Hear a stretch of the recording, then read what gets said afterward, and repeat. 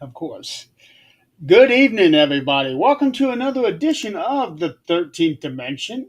Hello, Kate. Boy, you on point tonight. Tonight is the first of a limited series, I suppose. I'll find that out here in a couple days. But tonight, I have been wanting to get this guy on the show for the longest time. In fact, I had actually contacted him about 5 years ago, and I never followed up, and I don't even know what happened there. So, please welcome Keith Ottersberg, who is still muted. Thank you for that reminder.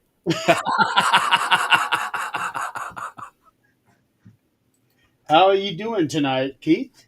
I am good. I am home. I am showered. I am off work. I don't have to go back to work till Monday. I get to catch up on some housework and spend some time with my dog and my cat. I'm happy. Can't really ask for more than that. Absolutely. Absolutely. Yeah, yeah. I'm still working on sharing this thing out. I usually tend to share this thing out to like 40 different groups. I'm kind of doing the same thing right now. I'm getting this out there too. Let's see. Yeah. Okay, yeah, I think this is where I left off. What's really nice about the way that they do this sharing thing is that all the ones that you share to is now up at the top. Ah, Yeah, before it used to be all random. I had to go searching for them, and that was such a pain in the ass. oh yeah, I bet. Um, but now they finally got it to where it's kind of fixed, and I hope that they don't try to fix it again. But that's Facebook for you. Yeah, that it is. They always try to fix what's not broke. Uh-huh. Absolutely. Speaking of what's not broke or something to that effect, you was talking about you're home now and don't have to go back to work until Monday. I have always been interested in the story behind your house. You have mentioned it and talked about certain things that you were doing for that day or that week. But I don't ever really recall you going into great detail as to what happened to it and this whole journey that you have been on this whole time. And you told me before we started that you're coming up on 3 years now. Yeah. Yeah. Wow, and that's a long time. That it is. Yeah. So what the hell happened to your house? Hi, Jan. Fire happened. Ah, my sister from another mister, Janlyn. How you doing? How you doing, girl? Good to see you here. She tends to stalk some of us sometimes. Tell me about her. She's on my paranormal team. Yeah. um, essentially, what happened was I had a fire. We had the grandkids over the weekend, and their mama came and picked them up, and exhausted is an understatement. Um, so I was going to come upstairs and take a nap, and something said, "No, get out of the house, let it breathe." And so I went out to the lake and spent some time out there. I was actually on Facebook doing a video, funny video, just to put out and make people laugh. I used to do that quite a bit. I don't so much anymore. I need to do that some more. But I'm sitting there, and I was on city council then, and or no, I already got off city council by then. But the EMS chief sent me a text message. Are you okay? Do you need anything? I'm like, no, I'm at the lake. I'm good. And she's like, dude, your house is on fire. I'm like, what? So I called her, and she's like, "Yeah, your house is on fire right now." So I start freaking out a little bit and haul tail back into town and pull up in front of the house, and it is indeed on fire. There's smoke coming out all the windows and flames coming out. And yeah, I got out of the car. I went across the street, and I was just standing there. I couldn't believe it. And then it dawned on me my dog and my cat are inside. So I walked across the street, and I was going to go in my house and I was going to get them. Cop wouldn't let me. So I snuck around back and kicked the door in. And I pulled, I kept my chow chow on a big 300-pound test lead that was tied outside. It would, the screen door would go over it. And so I started pulling, and I thought I felt movement, but it was her sliding over the kennel lip. Um, and I was sitting there on the steps holding her, just rocking when the cop finally realized what I did. And Survived? no, No. no, Damn. no. Lucky enough, it was I know it sounds weird me saying that, but lucky enough, it was an oxygen deprived fire. It's just smoldered for quite a while before it went up. Um, and they just went to sleep. They didn't burn. They didn't, it was peaceful. So they did not feel any pain. No, no, they just went to sleep. So I'm grateful for that. Eventually, I saw that as a blessing instead of a loss. They were getting up there in age and starting to have a lot of health problems.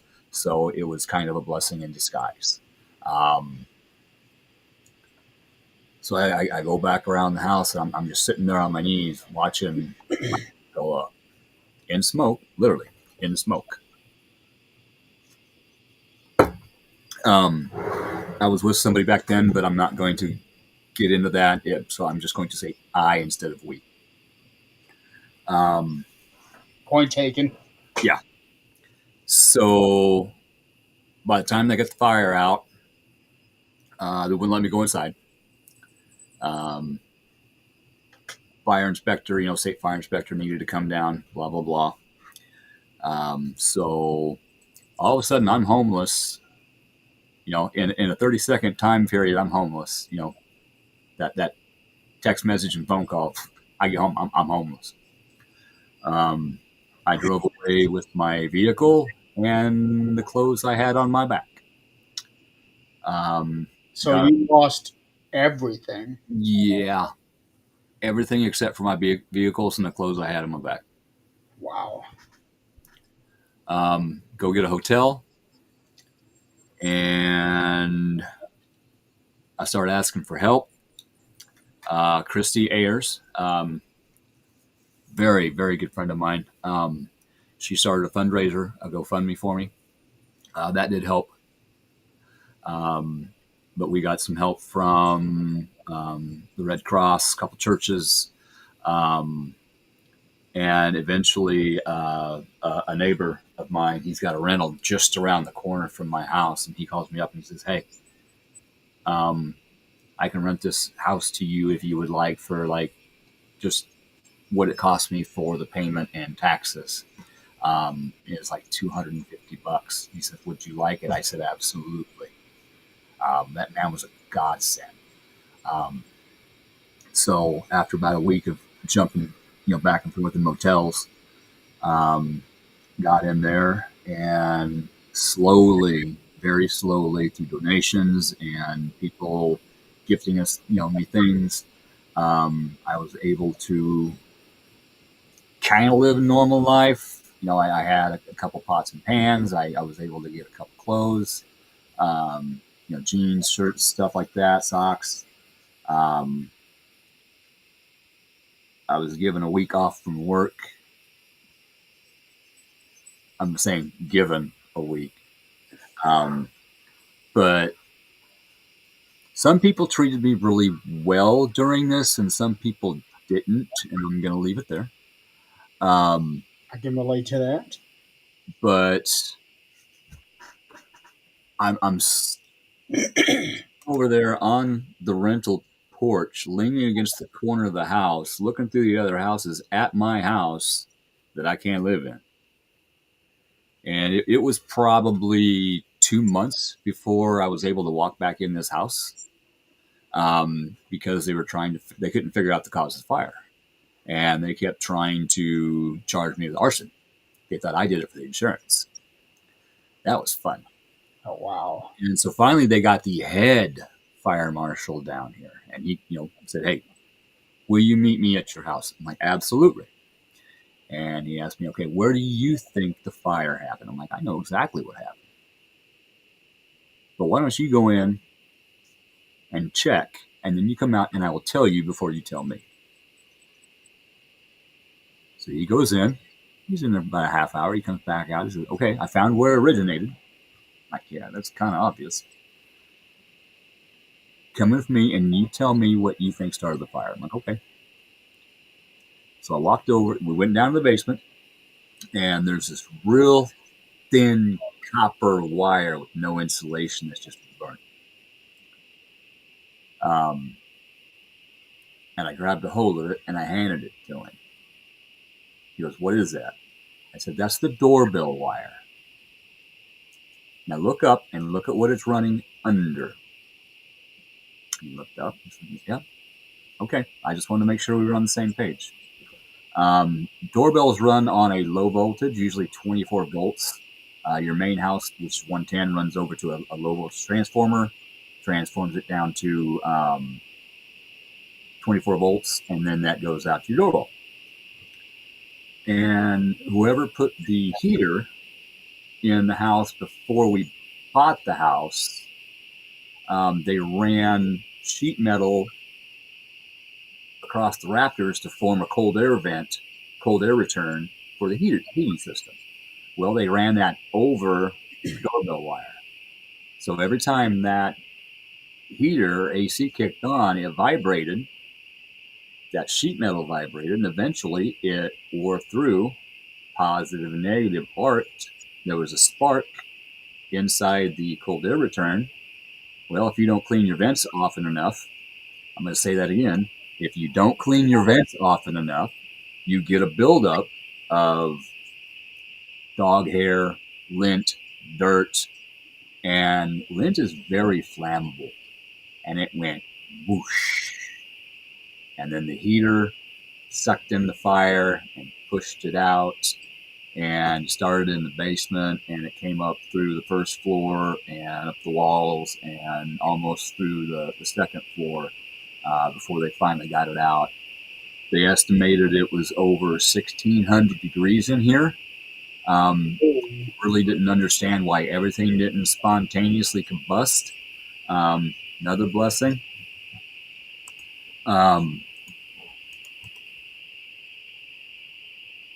So then that started the insurance claim. I bet that was fun. Oh my God, yeah. Um, my ex-wife, we were still married at the time, but she had left, moved down to Topeka. Like I said, I was with somebody else, attempting to get the divorce done. And so legally, her name was still on the insurance because I couldn't get it off since we were still married. She went and signed the papers. And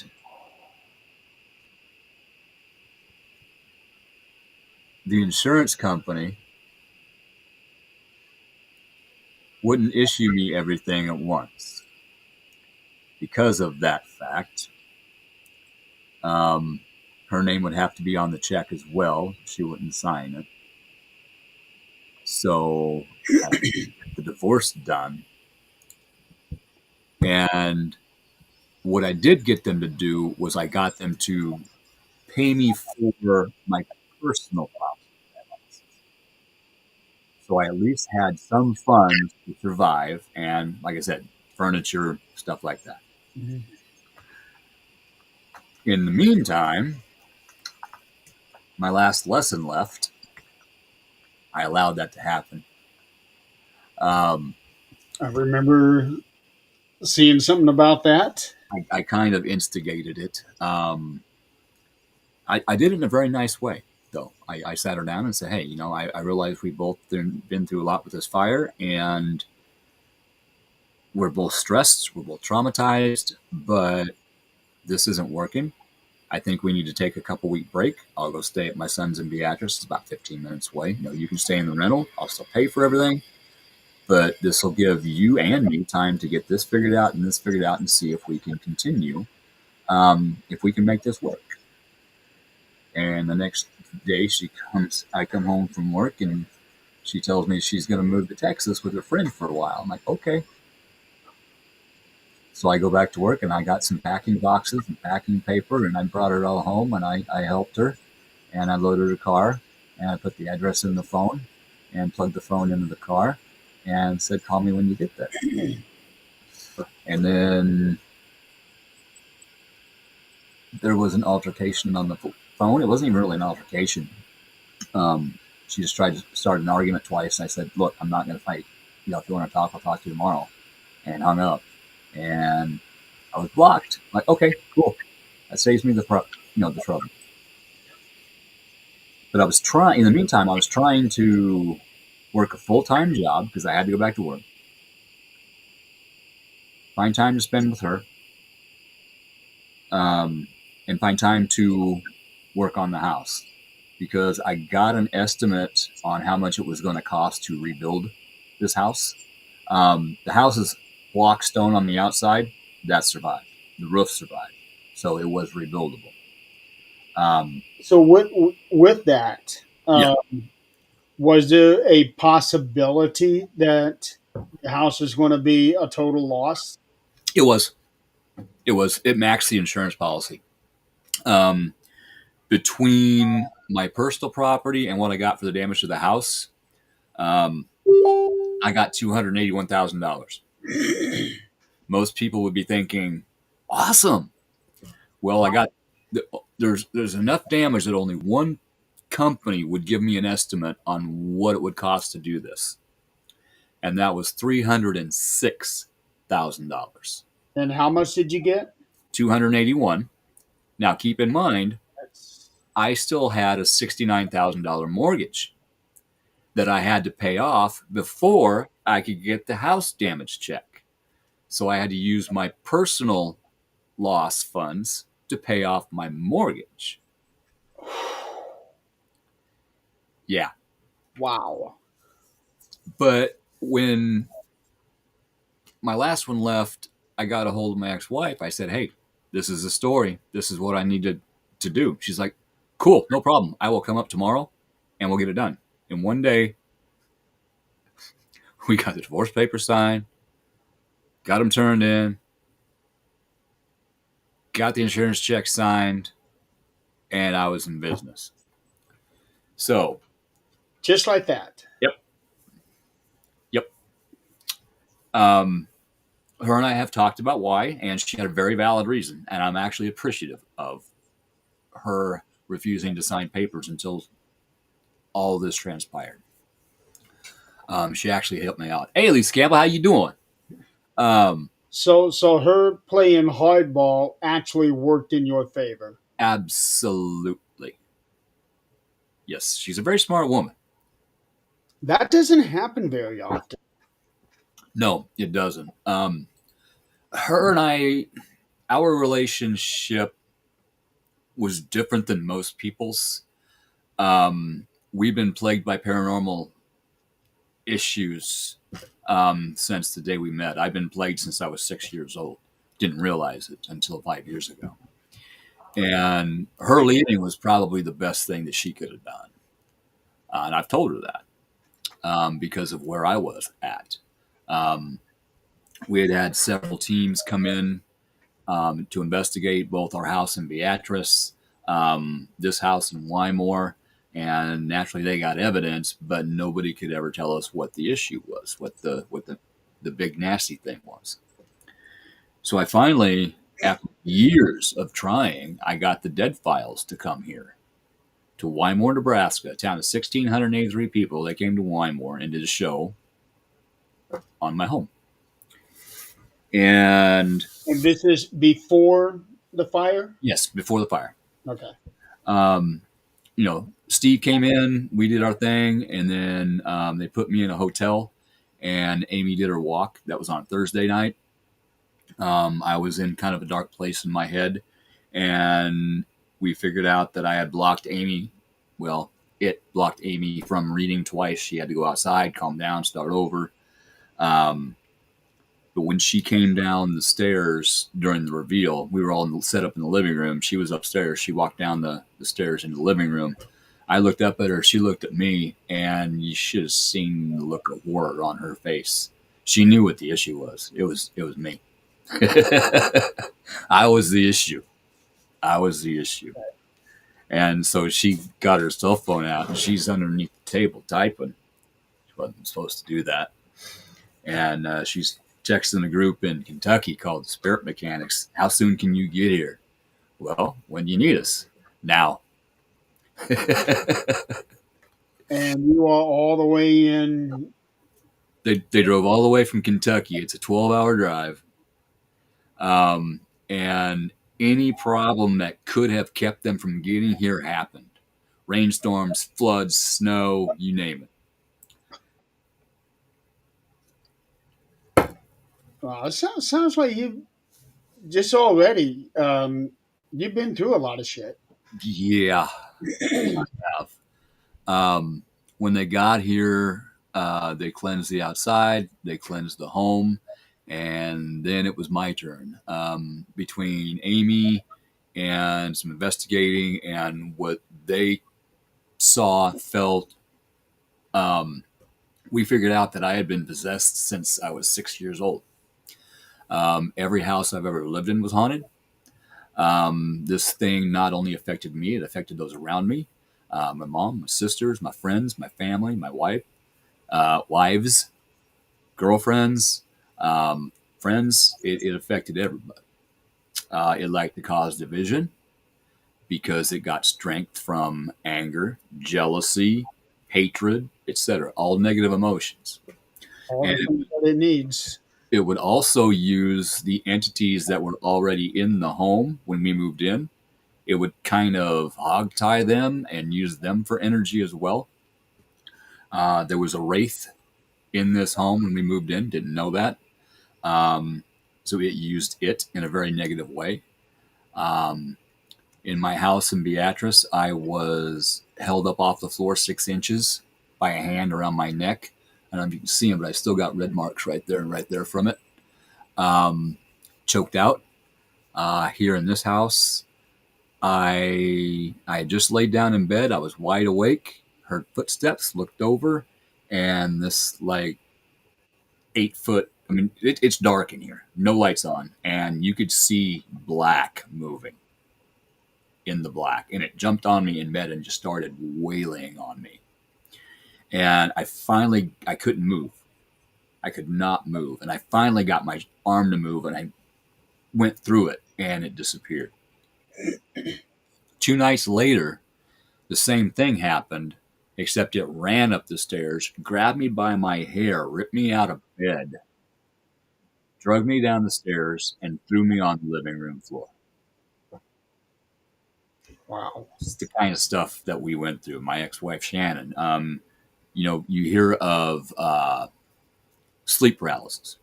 Where it feels like you're being held down.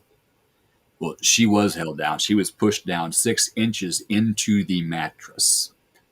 There was something on top of her pushing her down into the mattress. I saw it. I got it off of her, and when I did, I mean, she literally jumped up out of the mattress from the spring pressure.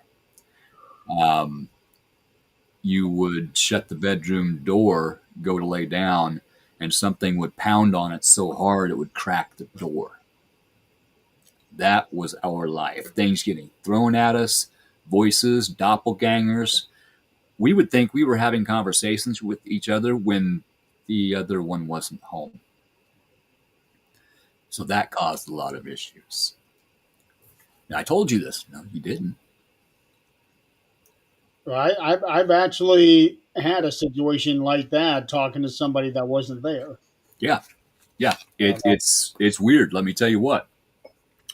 Um, So anyway, we got all the paranormal issues taken care of. I have been on a 6-year healing journey, learning about myself. I've been single except for that 9-month lesson, and I'm thankful for that. Um, for about 6 years now, and I have been rebuilding my home. I'm gonna backtrack a little bit here because I squirrel a lot, so I go back and forth. I've got a TBI, so things aren't always black and white right in front of me. Yeah. I know I can tell by the blue reflections on your glasses. Oh, that's my blue light filter. Yeah, because I remember bringing that up on a recent show of yours. Yeah, yeah. Um, so anyway, after after my last girlfriend left, no, I actually did this before she left, and we discussed it, and she didn't think it was a good idea because um, she finally got a part time job working about 10 hours a week for $10 an hour, and I was supporting us, and I couldn't take doing everything, and she wanted me around 24/7, and the only way I could work on the house and be with her enough to please her was to quit my job. I didn't know how I was going to support us, but I couldn't take it anymore. And I wanted out of this job for a long time, probably a decade. And I just snapped. Not in a bad way. Spirit said, do it. I said, okay. So I quit. That was it. And that's when everything started working out. You quit with no backup plan. Yep. Yep. I did. I would be so scared to do that. Oh, I was. But at that time, I didn't care because Yeah. mentally and physically, I couldn't take anymore. I couldn't take anymore. Something had to give. And that's what it was. Like I said, Spirit's been pushing me to leave for a long time. Yeah. And I finally said, okay, you win. I went to the lake, said, okay, you win. I'm done. The workplace is definitely not the best environment to be in. I can speak from experience. I'm pretty sure everybody can speak from experience. Yeah, yeah. And that really upset her. And that's what started the spiral of me sitting her down and saying, hey, we need to work on something here. And that led to her moving and us being done. But like I said, all of a sudden, me and Shannon, my ex-wife, got everything taken care of. One day, I've got the insurance funds in my bank, and I said, you know what? I can't afford to pay anybody else to do this. I don't know how I'm going to do this, but I'm going to rebuild my house. I had a little bit of electrical experience from high school, plumbing, doing my own home repairs, woodworking from high school, stuff like that. And I walked into this place and I looked around. I walked through everything and I went and sat on the front porch and I sat down and I believe I cried a little bit because I didn't know how I was going to do it. I had no idea. Can't blame you for that because going through something like that can really mess with your emotions. Yeah. Oh, And yeah. Well, yeah, and not only that, but, I'm dealing with real life things for the first time by myself without that thing in me. I had my first relationship without that thing in me, and I did so much better. I'm I was proud of myself. Um, I have been learning. it's basically like you're a kid Okay, experiencing everything for the first time again. when Steve pulled that out, we figured out it was 6 years old. That's a common number. 6 years old. That's a common number for paranormal investigators. Um, so if you're on a case and you can't figure something out, look at when that client was 6 years old. Um, I when he pulled it out, I lost 3/4 of my life memories gone. I used to be a hell of a saxophone player. I can barely play Mary Had a Little Lamb after he did that. Spelling, math. I could not remember my kids' childhood. I couldn't remember my childhood. But slowly, as I helped Gotta myself be rough. and I helped other people, I would get floods of memories back.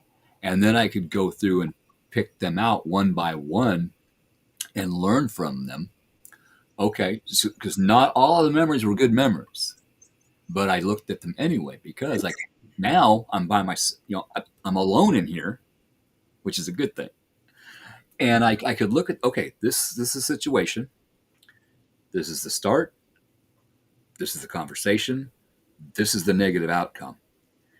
What could I have done differently to change that? What could they have done differently to change that? And 9 times out of 10, it was just better, peaceful communication. Listen to understand where that person is and why they feel like they do, instead of protecting yourself and lying to protect yourself because you did something you shouldn't have. So I called everybody that I had ever been with and I apologized. And then I also apologized to myself. I forgave them and I forgave myself. And you are the most important person you ever need to forgive. Because when that happened, whatever it was, you didn't know any better. As you grow, you learn. Negative situations lead to learning. I don't make mistakes. I have learning opportunities. Um, That's an I got a lot, interesting twist. Yeah. but I was sitting on the front porch, and everybody, including my ex that just left, kept telling me over and over and over, "You can't do this. You can't do this." I've been told that That, all my that's life. the number one motivator right there. Yeah, and I said, you know what? Screw this. I'm doing it. I don't know how. I'm going to do it. So I started, and I put a crowbar. I took my hammer and I tapped a little hole in the plaster, and I put my crowbar in it because I'd helped my dad do this when I was a kid. Take plaster and lath off a wall, and I ripped that crowbar off, and a 4 foot section fell onto the floor, and the energy that was in this home knocked me off the ladder. It wasn't the plaster, it was the energy. This house has been through a lot, and not all of it was good. There was some very bad things that happened in here. This house was also a morgue twice. There was a morgue downtown that was also a furniture store, Uh-huh. and it caught fire. So your house ended up becoming the morgue. Uh huh. So how did that happen? How did they settle on using that particular house? The guy that owned the morgue owned the house. Okay. When we moved in, the way it's set up, you had to walk all the way through the living room and the dining room in order to enter the kitchen. So you walk in the front door, you get your living room. Here's the front door. You walk in the living room. Here's the dining room, and then you take a right to go in the kitchen. But right here, where the living room and dining room meet, here's a stairway. Well, there was a wall right there, and I always felt there should be a door right there. Well, when I was tearing the house down, guess what? There used to be a door there. When they made it a morgue, they shut that door to make the living room the viewing room. And you found the door frame. Mm-hmm. It was there. And I also always felt that there was a dead body in this house. And again, when I was tearing it apart, I found it. It was a dead squirrel, a mummified dead squirrel.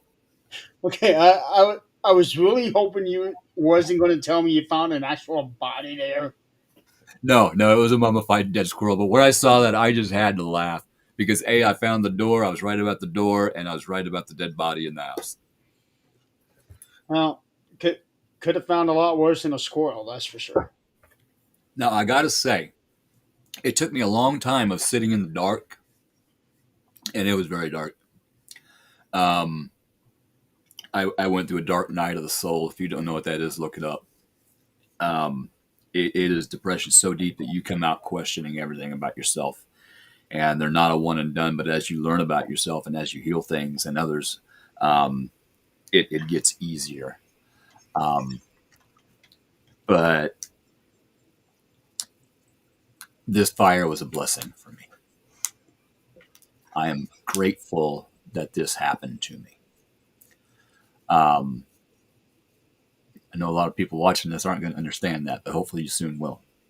Because as I was tearing the house apart, um, when we moved in, there was a line, a crack across the ceiling going all the way down the living room.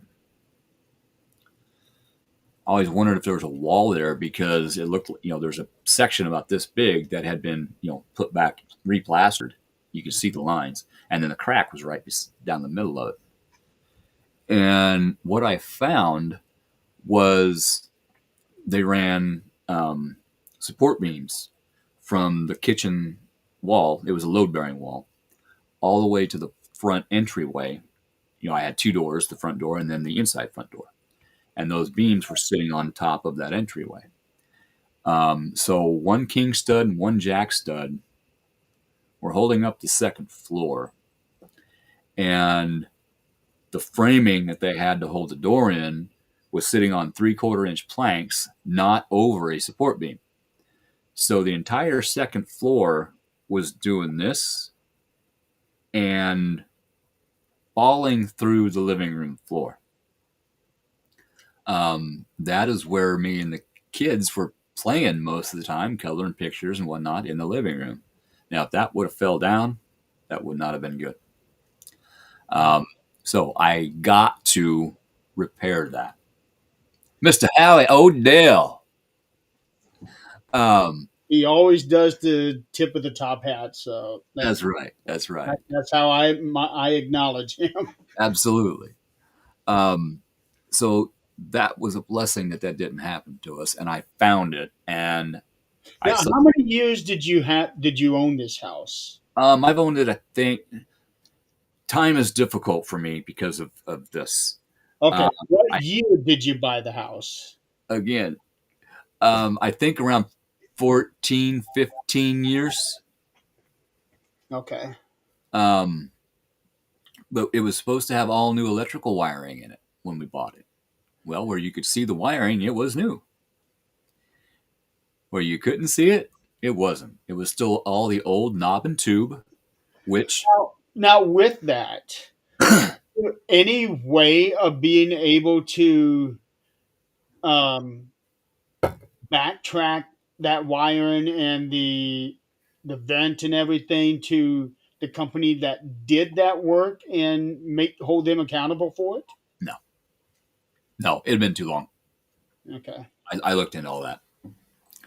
But your normal Romex, your current day house wiring, goes from your light switch to your light. Each wire is encased in plastic. Those two wires are encased in plastic. Um, so you got juice going this way and juice going this way right next to each other. Yes, there's EMF, but that actually cancels some of that EMF out. Now, knob and tube, you got one wire over here and one wire over here wrapped around porcelain insulators. Knob and tube EMF is off the charts. Because they're not close enough to cancel each other out. Right. Also, it was like a tarry type coating that they used, fabric tar, to protect it. Well, that had dried out. And where they did cross, I mean, they had twisted connections together Mhm. and they had come loose and had arced. The wood was burned inside the wall. This place was a tinderbox ready to go up anyway. Um, so Just another you're just lucky that it happened when it did. right when I wasn't home. Yeah, Um, anybody being home. yes, and I was allowed to build everything new. I have all new wiring. I have all new plumbing. Um, every all the wood in here is new. It is stronger, and I figured out how to build it better and safer for the next family that moves in, and they're going to have two kids and a dog. I've already seen it in the future. Um, but I doubled every support wall, and I have got four by fours built into the support wall around the front door to support this Yeah. floor beam that I'm sitting on here. Um, So, so where you're at right now, yeah, if I were to ask you a percentage, how much of the house do you have done? about 2/3. When I moved back in the day before the anniversary of the fire.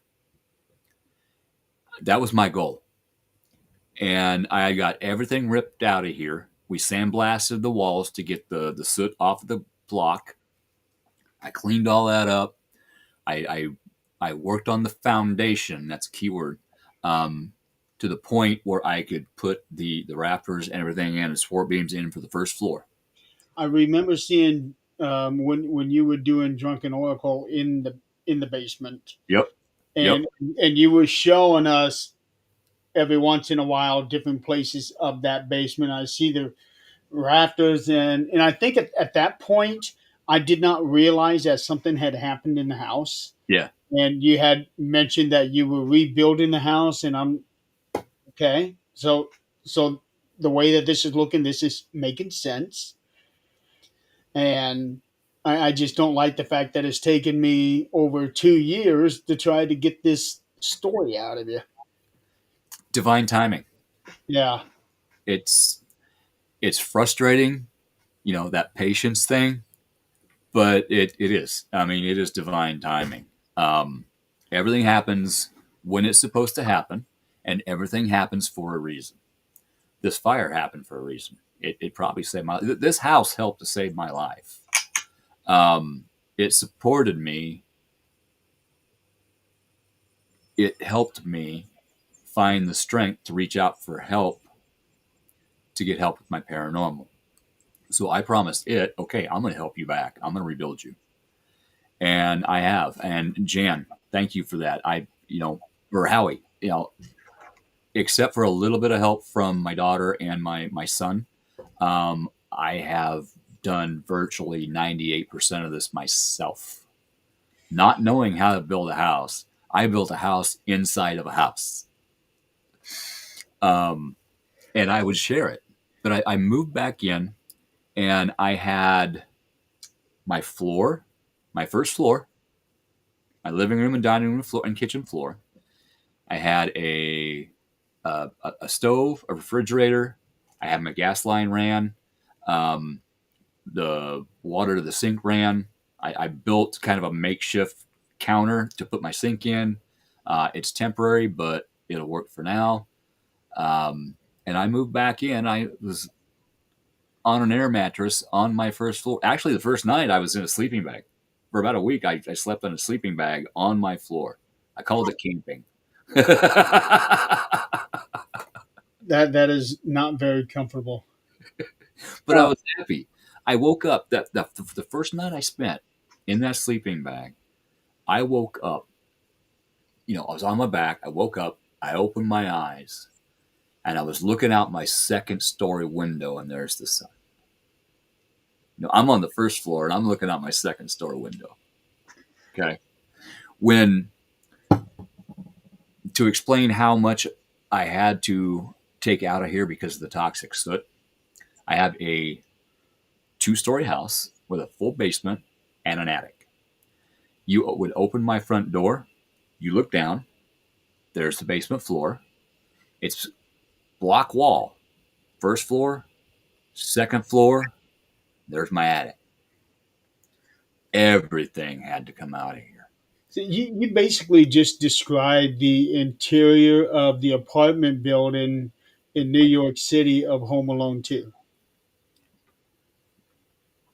You go in there, you look down into the basement, you can look up into the thing. Um, now I need to ask you this because you've been working on this for 3 years now. Because when I bought this house, I did major renovations on this one as well. Even had a dining room built on, and Yeah. um, Thanks, Jan. had a brand new kitchen put in, and all of that. And No, Howie.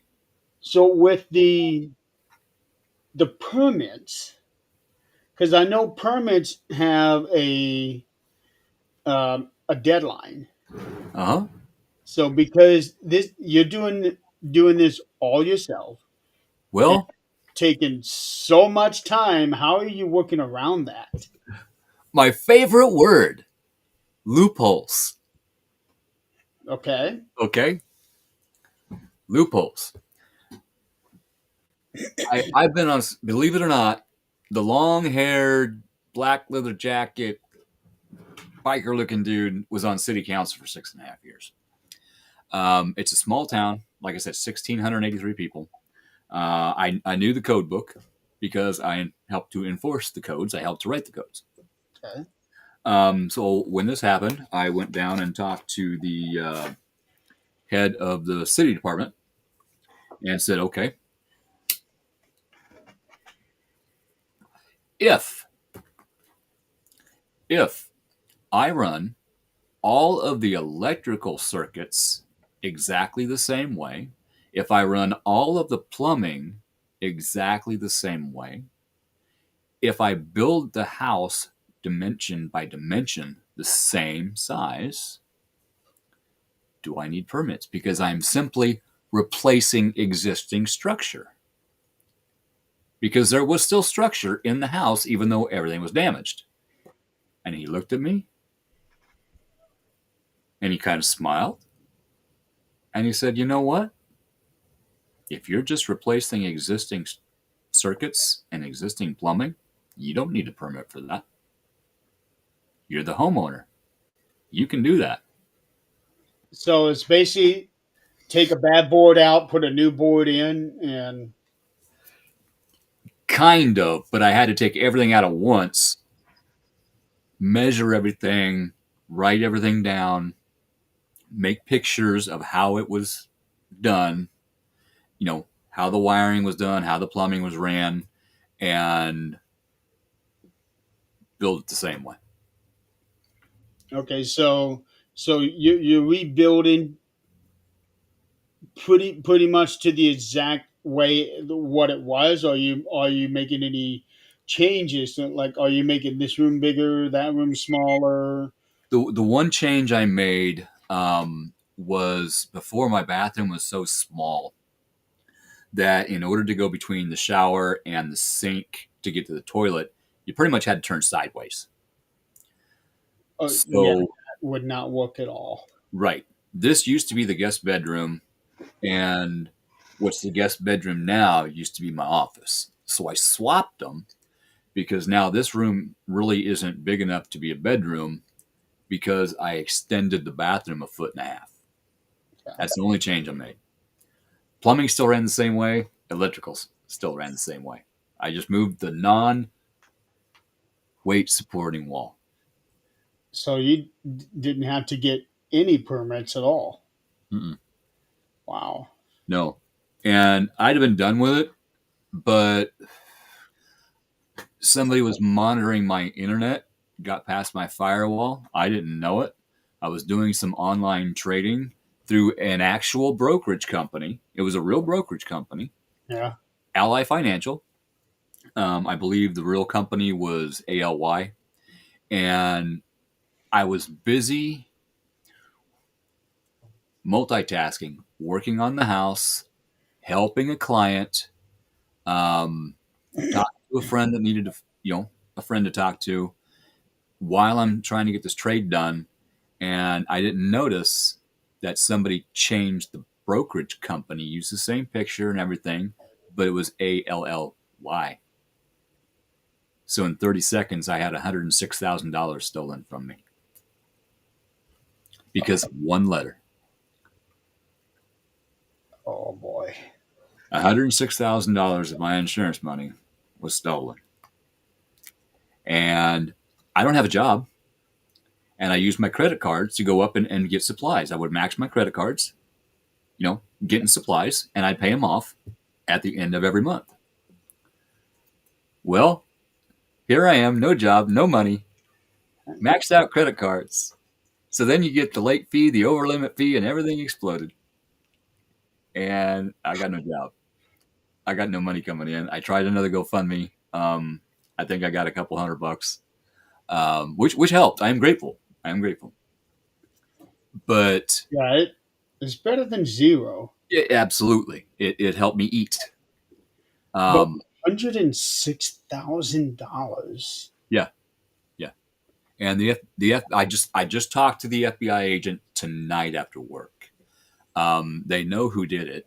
They just can't prosecute them because they are from another country, but they are working on something to do that.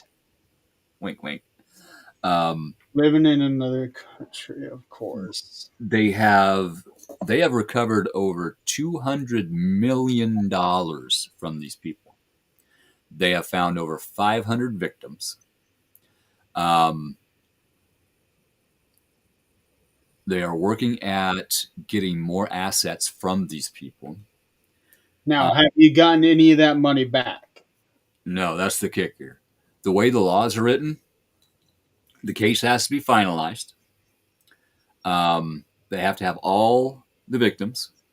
That way, if they don't get all the money that everybody lost, which I'm praying they do, then we'll get a percentage of what we lost. And I understand that.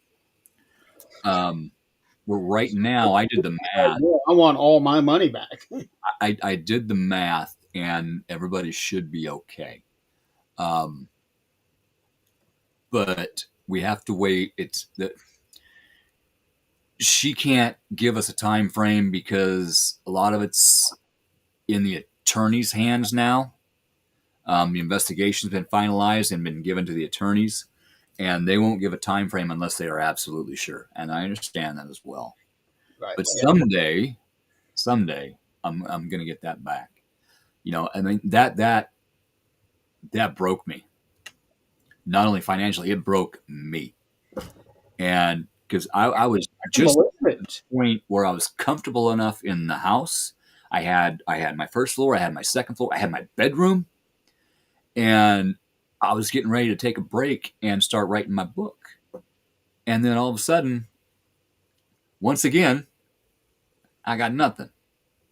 Repeating cycle. But eventually I'm like, wait, you didn't lose everything again. You got a home. It's paid off now. You own it. Nobody can take it from you. You own your vehicles. They are paid off. Nobody can take those from you. Nobody can take anything from you. You're going to be okay. So I started doing some odd jobs. I started door dashing. Um, and then my current boss, I was on city council with him. He needed a very specialized oxygen sensor socket. That's part of your car. It goes in the exhaust. Works with the computer system. Okay. He calls me up one night, like, "Hey, you got one of these?" I'm like, "Yeah, come on over. You can borrow it." So he's looking at the house, going, "Wow." I give him a tour and explained everything to him. We got to talking about, me losing all my money, and well, I didn't lose it. Somebody took it, but he's like, "Well, come work for me." He's the head of a factory in Beatrice, and I'm like, "Okay, well, can I come take a tour of it?" Because I've got a lot of physical disabilities. It doesn't always show. A lot of sickness, either mental, physical, whatever, it doesn't show to everybody, but it's real to us. So I wanted to verify that I could do the job. So I went and took a tour of it, and I'm like, I'm not sure. Give me a week to think about it. And he calls me up a few days later. Hey, I got to thinking about something. We've been trying to fill this one position. Do you want it? I'm like, what is it? No. Do you want it? It pays this, and then you go to this, this, this, and this. I'm like, okay. I need a job. My expertise is auto parts. I'm an ASE certified counter technician. I managed the Napa Auto Store. I worked at Champion Auto, Big A. I was a mechanic for a long time, both actual mechanic and backyard doing stuff for friends, family, um, on the side, on the table, whatever. And that there can bring in a lot of money. Absolutely. But physically, I couldn't do it anymore. Working on cars, wrenching, I couldn't. The pain. Uh, 20 some years ago, I was in a car accident. I broke my back. I broke my neck. My head was knocked off of my spine. Um, I ended up standing outside of my car, looking in at my body, going, "Now what?" I'm I literally think I remember you saying that because I remember you saying something to the effect that you were decapitated. without losing my head. Yeah, Yeah, yeah, I that, remember you saying something like that. that was interesting. Um, How and did that feel? I heard that. I had no emotion. I'm like, well, now what? Because I'm just standing. There's supposed to be this tunnel. There's supposed to be this bright light, and I'm just standing outside my car, looking at me. I'm looking around, like, now what? And all of a sudden, I heard this voice. Not yet. You got work to do. Just like that. It wasn't loud. It wasn't booming. Like, not yet. You got work to do. And Like an internal voice, sort of. no, it was external. It Uh, was somebody talking to me. Somebody talking to me. It was spirit saying, "Not yet. You got work to do." And I woke up and I kicked the door open. Shouldn't have been able to do that because they should have had to use the jaws of life to get that door open. I kicked it open, and I was on my way to kick that guy's tail because I was mad. I had enough adrenaline in me. I did not feel any pain. so with broken back, broken leg, broken neck, Hi, Thor. Yep, head off your spine. half inch. And the hospital missed it and sent me home. What? Yep, my chiropractor found it because I woke up the next day and I couldn't move. I could not move. Um, so I went to a chiropractor, and he's like, "Dude, I don't want to touch you." I'm like, "What if I sign an agreement? I will not hold you responsible for whatever happens." I'm like, "Just pop it over." So I signed something, and he went, like, "Cool, I'm good. My headache's gone." Just like that. Yeah, yeah, and it took. I'm still in pain every day from that, but I've learned how to kind of put it away. Um, but there are days that I wake up and I can't move because I hurt so bad. Um, Now, with that, is that something that you may eventually have to have surgery on? absolutely, absolutely. My job that was gifted to me when I needed it, um, let's just say it's not working anymore, mentally or physically. Gotcha. Um, it's kind of breaking me both ways. So something's got to give. I need something different. I'm looking at trying to get back into the automotive industry as a counter technician. I'm supposed to be my life purpose. I have figured out is I am supposed to be helping people and teaching people, and I can do both of those things. Loophole behind that counter. I can help shop owners by giving great service and information about the parts and everything else. When I was at Napa, if a technician couldn't figure out a vehicle, they'd call me to come out and look at it, and I would help them figure it out. Um, it was something I was very good at, but where I was at the time, it just wasn't serving my purpose anymore. And with the trauma from the fire, I just couldn't. And now it's trauma from work, and something's got to give, something's got to change. My goal is to hopefully be able to support myself somehow, but I got to get off my tail and sit down and hit the keyboard and start writing that book if I'm ever going to get it done and published. Um, Well, that's something that I do every single day. I write every single day all my stories in my books. And It's difficult for me to do that because I'm a Scorpio Aries Sag who has ADHD, PTSD, trauma, a TBI, and I have a very short attention span. Very short attention span. So the time I sit down, I check the email and wish everybody happy birthday on Facebook because I try to do it every day. Um, I'm done with the computer. I got to go do something else, and then I'll do that for a little while, and I got to do something else. I just keep jumping, so I never get anything 100% accomplished. But eventually, I get a whole lot accomplished. That's like with the house. It feels like I'm not getting get anything a done. little bit of everything done because I'm the same way. I get a little bit of everything done, but it's to where it's like I'm getting nothing done, Yeah, even though I got just a little bit here, a little bit here, a little bit here. yeah. Uh, But if you wait 2 or 3 months and then sit down and look, holy crap! I got some things done. I got some things finished. I have a legal size notepad, 5 pages of to dos. yeah, What I do is I take a smaller notepad and I think, okay, this is what I want to do this week. And I cross it off. And then I get on the bigger one and I cross it off. And every once in a while, I'll completely redo that big one and I'll take a page out of it. It used to be bigger than 5 pages. I've still got a lot to do, but I have gotten through. And this is something I want everybody to take note of that watches this show.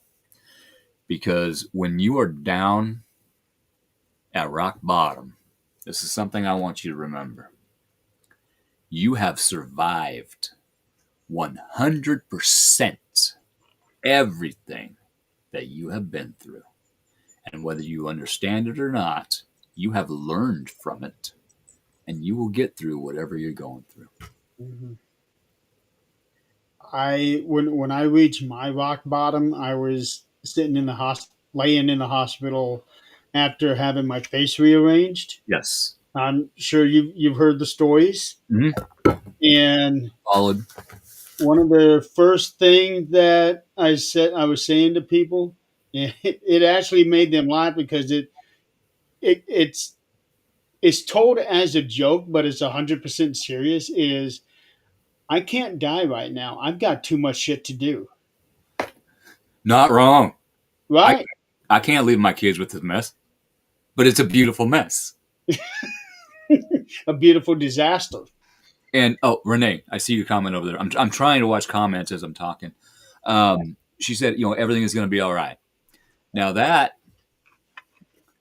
another blessing, miracle, if you want. Um, Once Shannon left and I was here alone, it was hell because I'm the only person here getting attacked by all the paranormal stuff, and I'd never lived alone ever in my life. I always had somebody, a friend, roommate, mom, parents, kids, whatever. I always had somebody living with me. And it turns out that my biggest fear was being alone. And I didn't know that until after I was alone. Healing. It's wonderful. It's wonderful. Um, I have been living alone for 20 plus years. mm-hmm. Um, so I am very accustomed to it. It's it's nice, it's freeing, but at the same time, I am afraid to be alone. See, I'm not afraid anymore because I understand I am never alone. Even though I live here by myself, humanly by myself, I've got a dog and a cat. I'm never alone. I have my spirit guides, I have my spirit animals, I have my protectors, my guardian angels. I am never alone. I have my friends that I can reach out to. I am never alone. Um, but it does get lonely once in a while. Sometimes I would like to have a companion, but I'm a Scorpio. It has to be the right companion. Okay. I can't just go out and hang out with a friend. Per my experience, Cancers and Scorpios make the best partners Yeah. because I am a Cancer and I had Well, Bill. somebody. She's still a friend. Uh huh. Hey, Bill, she's still a friend, but there was a time where it's like, holy shit. Yeah. And she's Scorpio, and it's like, yeah, this is what it's got to be. Yeah. Yeah. Now, Scorpios get along with Cancers very well. Pisces, and from what I understand, other Scorpios. As long as both Scorpios have healed and are ascended, there's three layers of Scorpio. You got your base layer Scorpio. Look at me wrong, I will knock you out. Yeah, That is base. Scorpio is playing with fire. Next, that Scorpio gets tired of their life and they start to fly a little higher as an eagle. Mhm. They're flying over their life, watching it, watching everything they're doing, watching what other people are doing, and they don't like it. So they change it and they burn themselves to the ground and then rise as the phoenix. A new version 2.0. Um, it's really interesting. Um, and it's, again, just like with the Dark Night of the Soul, it's not a one and done. I still wake up in base Scorpio mode. And I've got to say, dude, no, not today. You get to go to, especially during Mercury retrograde, you got to wake up this morning. You didn't have to. Mhm. You get to go to work today. You don't have to. You have a choice. You get to eat. You get to take a shower. You don't have to. You get to. Yep. I get to work on my house. I get to rebuild it. I don't have to. I get to. I could have taken that money, moved, bought a totally different, phenomenal house for that amount, left the city with what's left here, like everybody else does. And I'm like, no, I can't do that to this city, this community. They supported me. I can't do that to them. I can't do this to this house. It saved my life. I can't do that. You got a lot of memories in that house. I do. I do, and I got a lot of them back. That right there, the memories in the house is hard to give up. Mhm. Yeah, it is. I remember every house I lived in now. And like I said, everyone was haunted. I remember my childhood phone number. It's 402-228-1947. Okay, I don't quite remember that far. I was just telling my dad the other night how I miss some of the houses that we lived in. The house that we lived in Florida was wonderful. Um, the two houses that I lived in other parts of Indiana when I was growing up, those houses, especially the one it was a two-story house and it had a full basement the whole length of the house, and it was set up in such a way that we could have finished it and turned it into an apartment. Okay. And mom and dad had actually talked about that, but the only problem was if there was a heavy rain, it flooded the basement, Ah, yeah.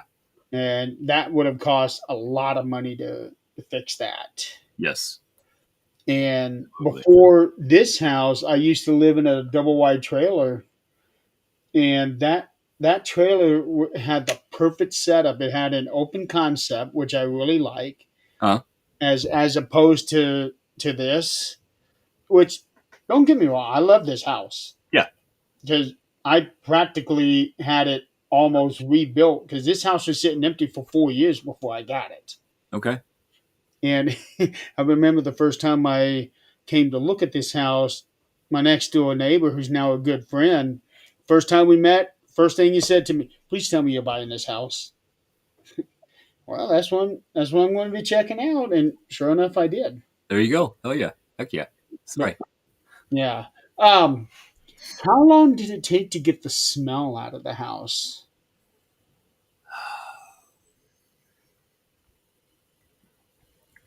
Sorry, because that smell just hit again.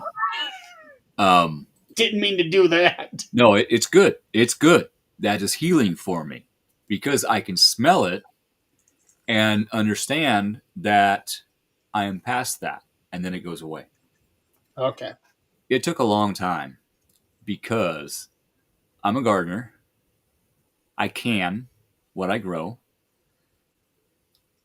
All of that food from multiple years was on my shelves that went up in flames and they got knocked off, and the water from the putting the fire out and everything, and I couldn't walk back in here for a month or so, a couple months, whatever it was. Yeah. I walked in. A, it looked like a bomb went off, and B, the smell was so overwhelming. The fire smell, the rotting food smell, the flies and the maggots. It was it was hell. It was hell to walk into this home, but I did it. I found the strength to do it.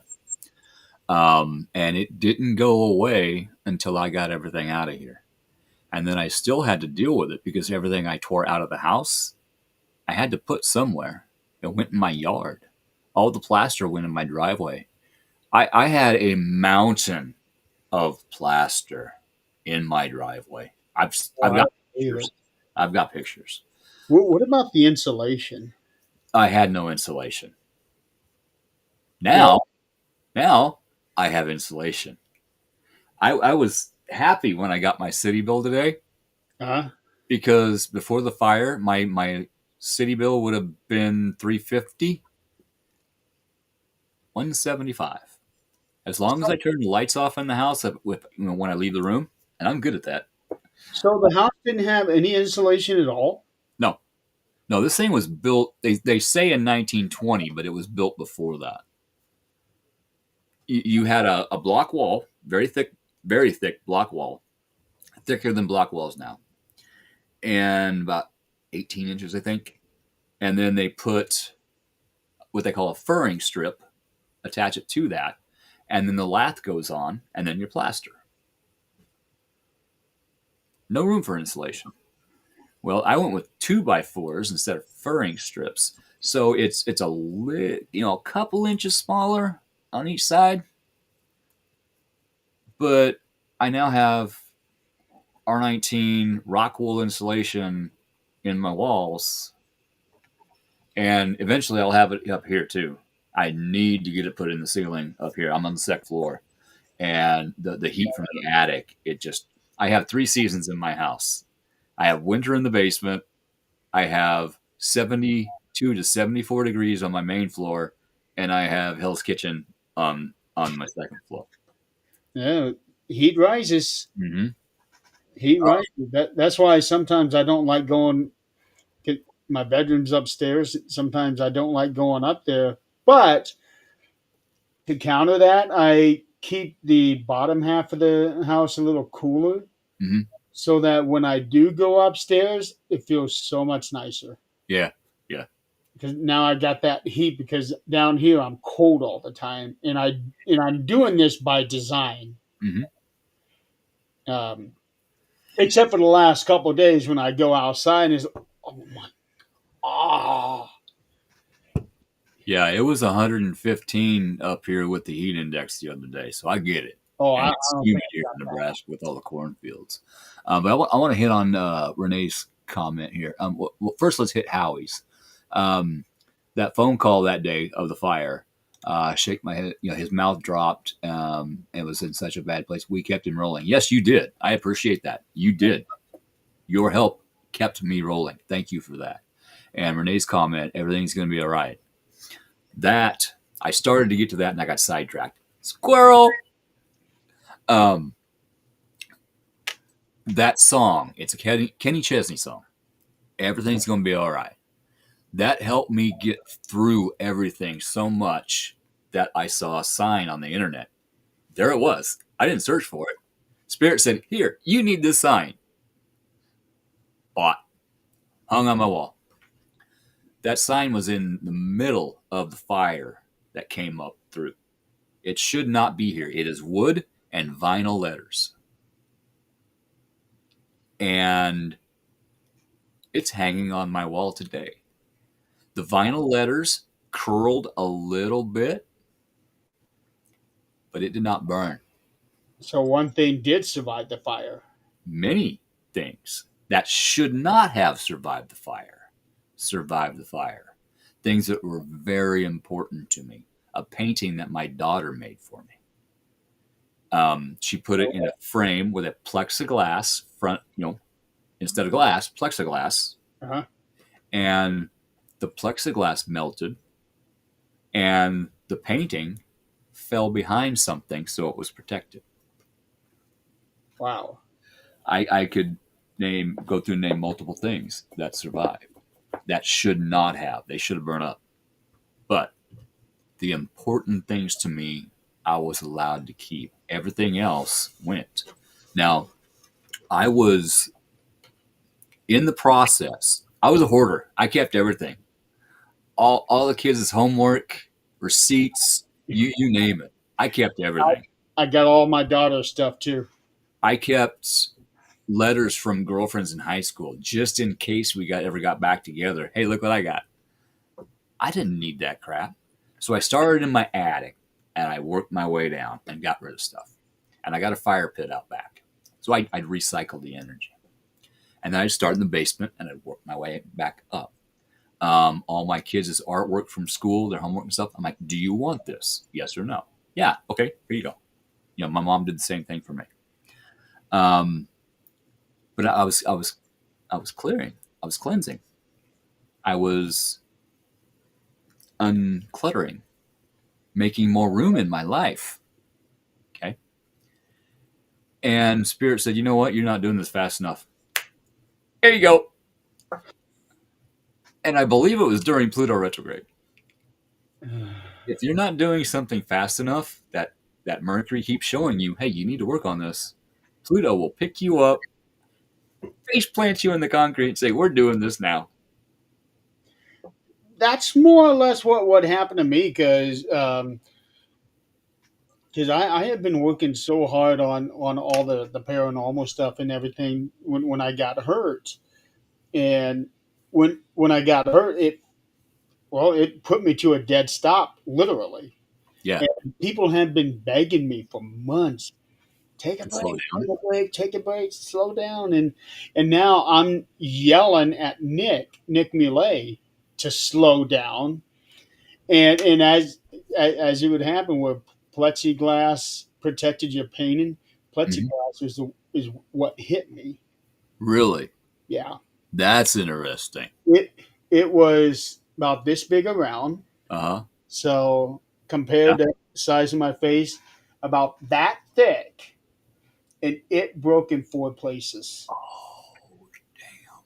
Yeah, at probably, well, as one person estimated, has to be at least 100 psi, Ouch. and that should have killed me. Yeah. And a lot of people are like, "Damn, that's like the worst thing to happen." And I keep saying, "No, I think this is the best thing to happen."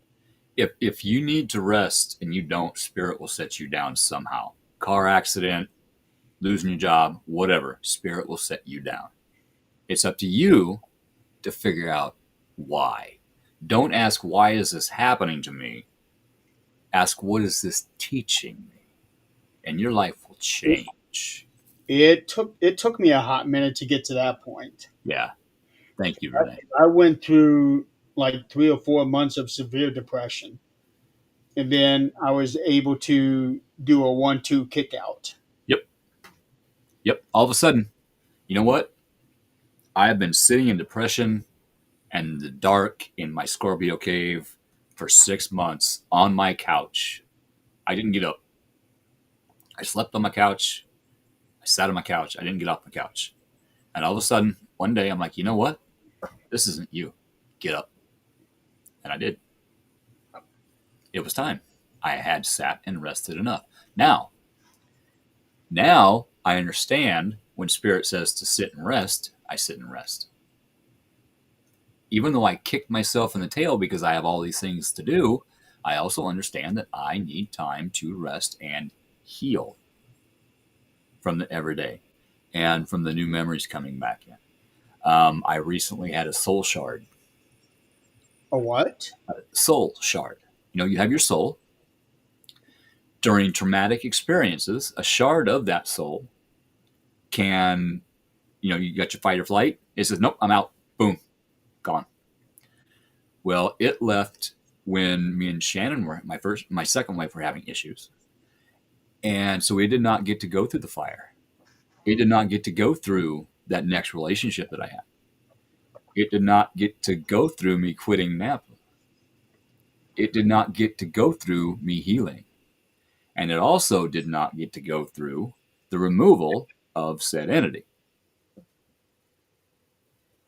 Okay, now with that, Here we go. would that part still have a little piece of that enemy?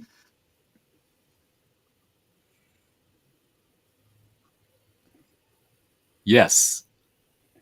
Now, here's the thing. It's a little part. It controlled my life for 5 decades. Guess what? I've learned. You're going to be my little.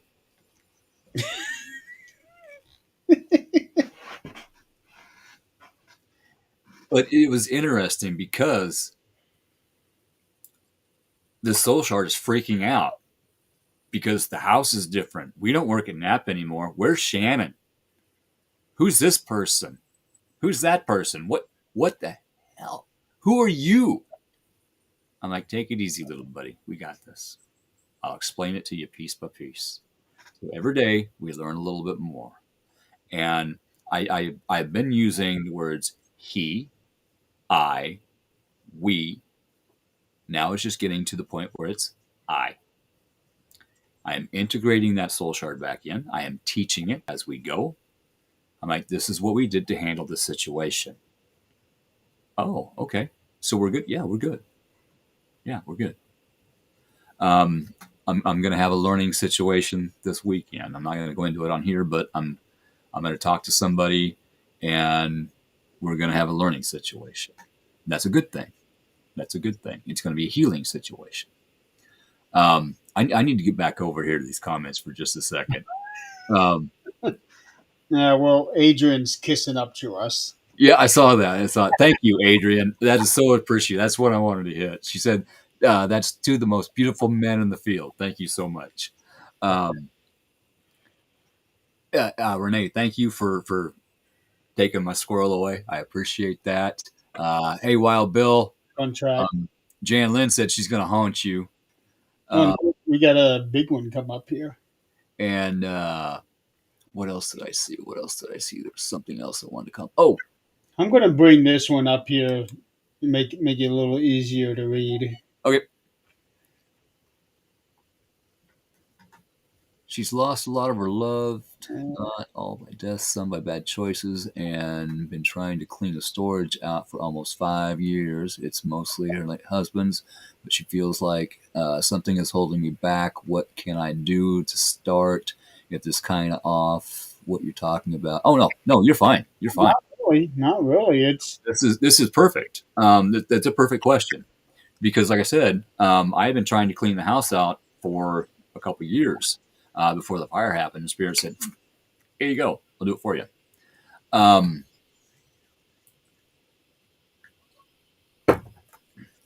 the best thing you can do. look Let at me try to think of words carefully. look at Jan. The bigger true.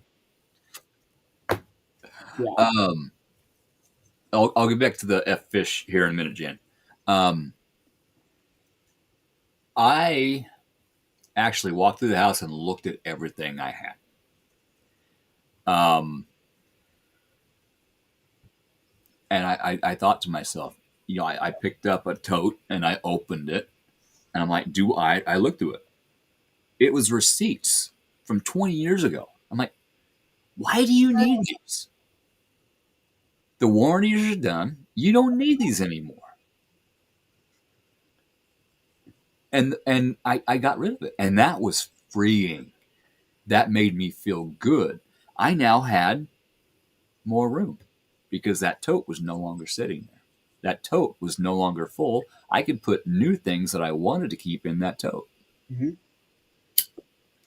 It's funny that you mentioned the receipts from 20 years ago. I got a bunch of folders right here on this desk, and I was opening one of them up because I needed something to put hotel papers in because I was going on a trip, and a receipt fell out, and it was from 20 years ago in Corpus Christi, Texas, where I went for my annual bowling tournament, I and bought my mom and dad had gone down there. Dad, that was actually the last year that Dad bowled, and they put that receipt, and for me, that receipt was the last person to touch this receipt was my mom, and she's oh, been gone for 16, 17 years now. see, that's my psychic ability. Spirit spirit speaks through me. Especially if you see me talking with my hands a lot and I'm looking up over here, that's spirit talking, not me, and I may not even remember what I say. Um, but I mentioned receipts, 20 years, and here's your 20-year receipt. Yeah, yeah. I found it a couple of months ago, and it's just odd that I have had these folders for many years, and I've gone through most of them, and I don't know how I would have missed that one. You didn't miss it. Yeah. Miss it. That's the gorgeous thing. You didn't miss it. Yeah. It's there for a reason, and that's all right. But Carolyn, again, just it has to be there. There is no time limit on grieving, but if you dwell in something, you're going to hurt yourself. You're going to put yourself through negative emotion for even longer. Um, so, in my opinion, it if all of a sudden one day you feel like going down there and going to that storage unit and opening that door and looking at it, and all of a sudden all you can do is close the door because you're so overwhelmed, that's okay. You made a step forward. You opened the door. Be proud of yourself for that. Next time, open the door, take one thing out, close the door, go through it. Next time you go down, take two things out. Take your time, but be proud of yourself for every little step you make. And eventually, you're going to be all through it. And you're not going to have to go through it anymore. You'll be where you need to be. That's how things work. Um, Janet, no. Why did Speaking I say about that? her house. It, Oh, that's why I said that. Okay, never mind. Um, a little while ago, I was talking about my last lesson, my ex girlfriend, yeah. and Jan says that's why Keith always says "f them fish." Um, we actually have T-shirts that say that. Jan doesn't mince her words, that's for sure. That saying came from Drunken Oracle, and it came from a meme that the spirit mechanics sent me. It was a picture of an octopus, and it said, "Scientists have discovered that octopus will punch fish out of spite for no reason. F them fish." Well, whenever you break up with somebody, everybody tells you there's always more fish in the sea. F them fish. That reminds me of Plenty of Fish.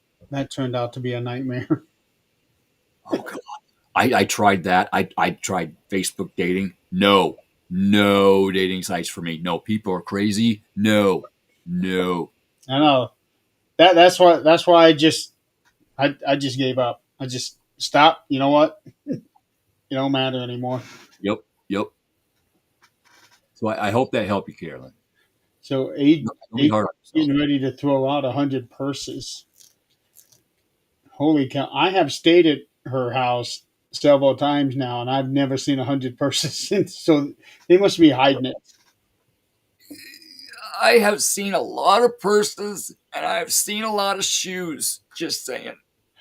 I've seen shoes too. Yeah, that's you don't need 1,000 pairs of shoes. I don't care who you are. No, no. And Adrian's comment, that's my house. If I don't need it right now, it's gone. Then, of course, I need it months later. But when I can find stuff, there's too much stuff. Yeah.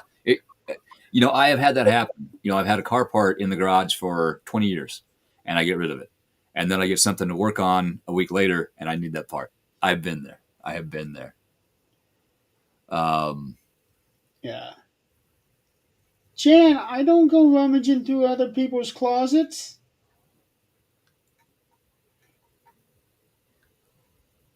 That's just not what I do. Actually, come to think of it, the room that I sleep in when I stay at Adrian's house doesn't even have a closet. well, that's my closet right there. That closed door. That is my closet. Now, the I have brick doors wall, now. is I'm that happy. your outside wall? What's that? The brick wall, is that your outside wall or is that part That's of a the chimney. interior? That's the chimney. Yeah. Okay. Yep. Yeah. I'm on the second floor on the southwest corner. Um, right there is my bedroom. Right there is my bathroom. On the other side of that is just a little room that leads to the attic stairway. I almost have attic stairs. Finally, after 3 years, I almost have stairs to my attic. I don't have to use a ladder to get to my attic anymore. It That'll, it took me 3 weekends to visualize how to build those steps better because the way they were, there was 3 steps up. You open the door, then there's a step, a crooked step, another crooked step that you could barely put your toes on, and then they were so steep. Well, I figured it out. All of a sudden, after 3 weekends of standing there, drinking beer, and looking at it, I had the solution. And I didn't draw it out. I just started building it. And so I have 4 steps going up, larger, taller steps. You open the door, there's a platform, another step, and then another platform about 24 inches wide. And then that is the platform that the stairs to go all the way up to the attic will sit on. And so I'm going from this to this. wow. Uh, oh, that's right. I forgot about that. I met Carolyn in Kentucky. We went to Waverly. She came with Chrissy, I think. Another I remember that now. fact is that you said Corpus Christi, Texas, and Christy Ayers is how we met. Christy. Yeah, Everything happens for a reason. yeah. Well, what was special about Corpus Christi was when my mom was young. Uh, she lived there before um, coming back to Indiana. Uh huh. She was born here in Indiana, and then for whatever reason they went down to Texas.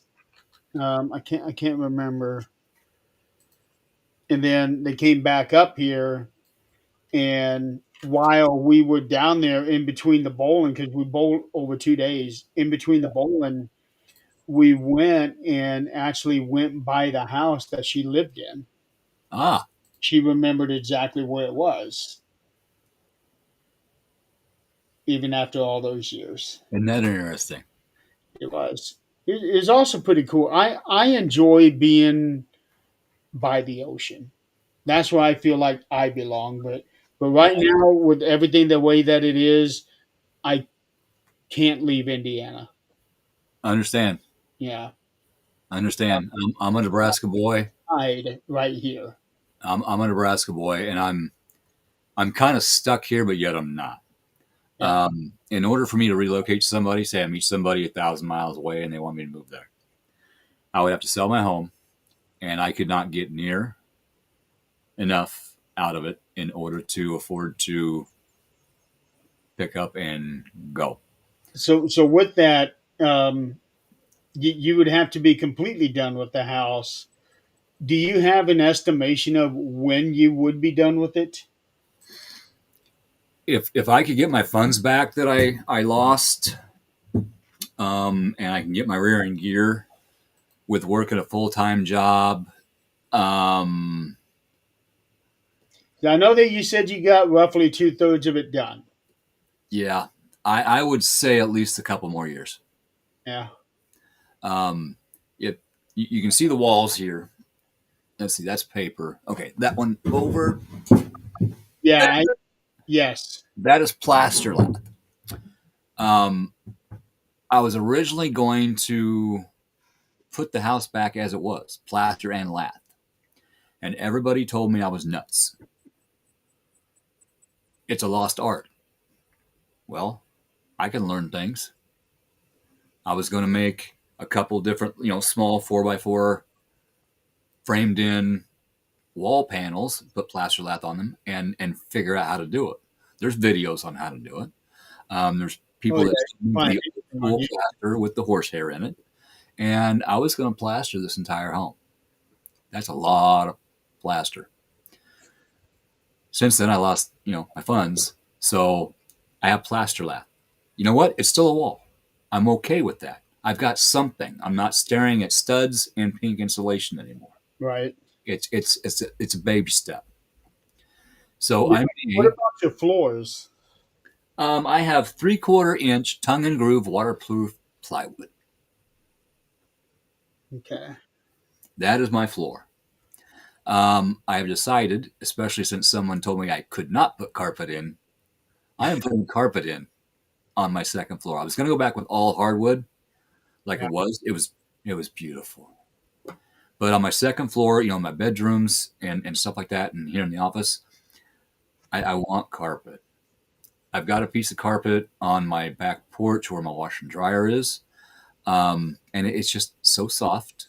I want carpet upstairs. Now my main floor, um, it's going to be hardwood, and then my kitchen and bathroom, I have tile. They're like about this long and about this wide, and it looks like hardwood. I actually have my bathroom almost finished. So I got the floor in. I've walls are up, and since I couldn't afford plaster and everything, and I ran out of lath, I had over 5,500 plaster lath that I bought. That's a lot of nails that I put in by hand. I did What all by square hand. footage of the house? 1,700, 1,720. Oh, okay. So it's a decent sized house. I actually would have thought that it would have been more than that, Mm-mm. But they also don't count the basement as square footage because it's not finished. and probably the same with the attic. Hmm. Now, your attic is it a walk-in attic or you have to crawl through it? No, you can walk up. I could build a room up there. Okay. Yeah, it's a big attic. So all told, you got four floors of possible living space. Yeah. Yep. That would be really nice. Yeah. One thing I want to do in the attic when I get the stairs in, I got a lot of 2x4s left over because I bought some of the wrong length, but I want to make a room up there, and I want it to be like the upstairs attic in Charmed, the TV show Charmed. I've actually never seen that show. With they had a stand with their grimoire, their witch's book that they had their spells in. Not Okay. that I do that or anything. When I think of a finished attic that you can live in, I think of Jesse and Becky in Full House. Okay. Okay. How they did that one. Damn, they made the best shows back then. Oh, they did. Yes, Jan, there's always YouTube. And yes, you are that sign. She's a wild one, that's for sure. Yeah, exactly, Jan. The horsehair plaster. It's that was an art. Those men that did that plaster work. It's an art because Do you put. you have pictures of it? I do. I don't have them handy. Okay, Um, but you put your first coat on and you have to push it through the plaster lath just enough to get the right key. And right. what a key is it's a part that goes through the plaster and sags down just a little bit. That holds the plaster to the wall. You let that set up, but you got to keep it moist so it dries at the same time. And then you put your second coat on, and then you put your third coat on. By that time, you got about a half to 3/4 inch plaster. And then you put your lime coat on. That's to smooth everything out. So it's not a one and done. You don't just slap it on a wall. If you get the key too big, it falls off. Plaster will crack and fall off your wall. Now, do you need to have a spit? Oh no, I'm thinking of drywall. Never mind. I'm thinking of drywall. See, everybody told me to put drywall. No, I don't like drywall. Yeah, I have my own reasons for not liking drywall, but I do not like drywall. because I did a lot of drywall work here in this house and in the garage. Hmm. Yeah, Uh, I've done it. It's not fun, but no, especially when you're sanding down all of the fill-ins that you do, and all this dust that fills up the room. Oh, that is such a pain in the ass. absolutely, absolutely. And the dust. I could not figure out how I could dust in this home, and the next day it's all right back. Well, I figured it out as I was tearing down the house. So much airflow would go behind the walls every time the heater or AC kicked on. And there Yeah. was so much dust in the attic that I didn't know about. It was behind walls. It would just keep recirculating. And then add in when you take your dryer lint thing out and you take the lint off and throw it away, do that in the sunlight. Oh, When your I dog comes in from outside and shakes, I've seen it. it's never ending. I And then, know. and then you get the people taking these flash pictures of all the orbs. 100 orbs. Look, no, vacuum your house and dust it. Don't He's use got flash. demons in the house. Now, I have seen some orbs, to be fair, that I did have to pay some attention to. They put off their own energy. That's something I could feel and something I could see. So, The only one that I would even take any consideration in is what I see with my own eye, yeah, and I have seen lit up orbs with my own eyes, uh, yes, like 2 or 3 times. they emit their own light. Yeah, It's not light reflecting from a light source. There is no light source, and here's this light right. So if flowing I on a see something in specific a picture, pattern. I don't even look at it. If I see it with my own eye, okay, there's something there. Right, absolutely. Yeah. Would you believe we have gone an hour and 45, and I told you if as long as I can get an hour, I'm happy. Yeah, yeah, yeah. Me and Jan and Renee, we do the Otter's Den every other week.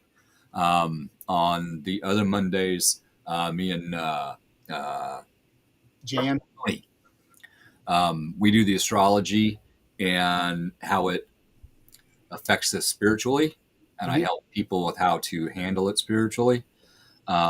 She's the astrologer. I'm not. I'm learning slowly, but when me and Jan and Renee are, we are talking about our own lives. We ripped the closet door off, and we've done other things. I know. and I try to pop. I try to pop in at least on those weeks. it's appreciated. And I'm gonna try to start popping in on your shows more often. Um, but Well, when we life gets busy, you just don't have that kind of time. we have gone 3 hours. When I had my brother Kelly Meyer on, he's a life coach. Um, he was here. He stayed the weekend here because he was traveling, and we did a show. We went for 4 hours. Facebook cut us off, and then we got back on and went for another couple. See that's weird because I had done a 6.5 hour show one time. Facebook didn't cut us off. Really, Yeah, that's interesting. yeah. Because I thought there was an 8 hour time limit on Facebook. Well, they may have changed it because Well, I how long know. ago was this that you did the 4 hour? Because when I did the 6.5 hour one, it was in 2022. Okay, that is 3 years ago. It was longer than that. It was at least 6 years ago. Yeah, yeah, I know. I'm not going to start talking about you talking. Boy, we have had some epic phone calls. We've had some very very long phone calls. Yes, I'm, yes, we have yes. marathons, right, Jan? Hey, I Yeah. am. And it's like, Go damn ahead. it, man, I want to go to bed. Speaking of going, I apologize. I'm gonna need a quick break. Jan, Renee, give me a tally mark. I will be right back. I apologize, but I'm not feeling the greatest tonight. But I need to go, and I'll be right back. I'm gonna mute my microphone here, so I'll be right back. Okay. Wow. I got to say this has been quite the show tonight. My goal was only just to talk about the house because I wanted to find out the story behind it. Because it's always been just little pieces here and there that he would talk about, but it never really got the full story, what happened, and where he's at on this journey. So that's why I got him on the show here, and I told him if I can get an hour out of this, I'd be happy with it. Um, yeah, Jan's telling the secrets. Um, so I told him anything after an hour, gravy. Um, But I'm actually kind of surprised that we're almost coming up to 2 hours on this episode. I really didn't think that we would be going on this long. But I will say this: next week, since we're still waiting on Keith, next week I am going to have at least planned for now. It can always change. I have Alex Matsuo coming on to the show.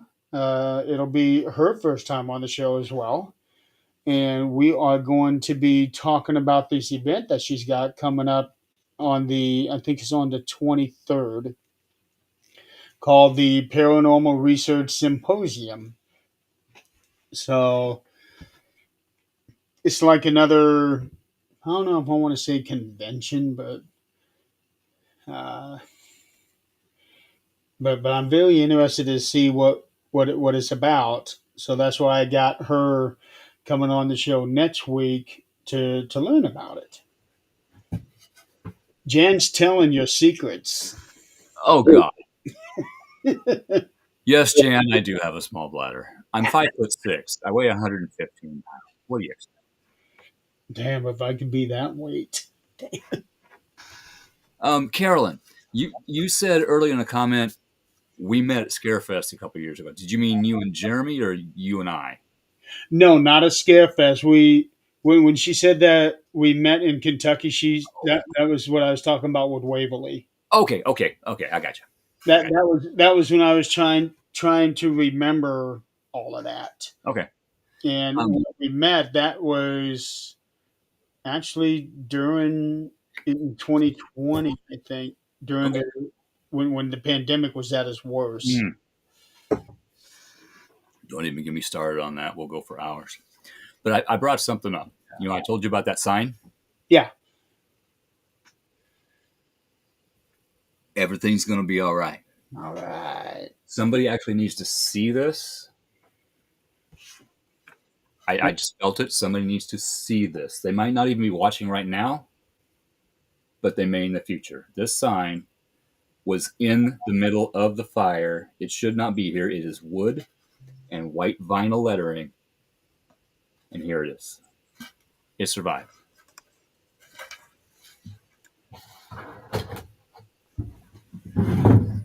That should be ash.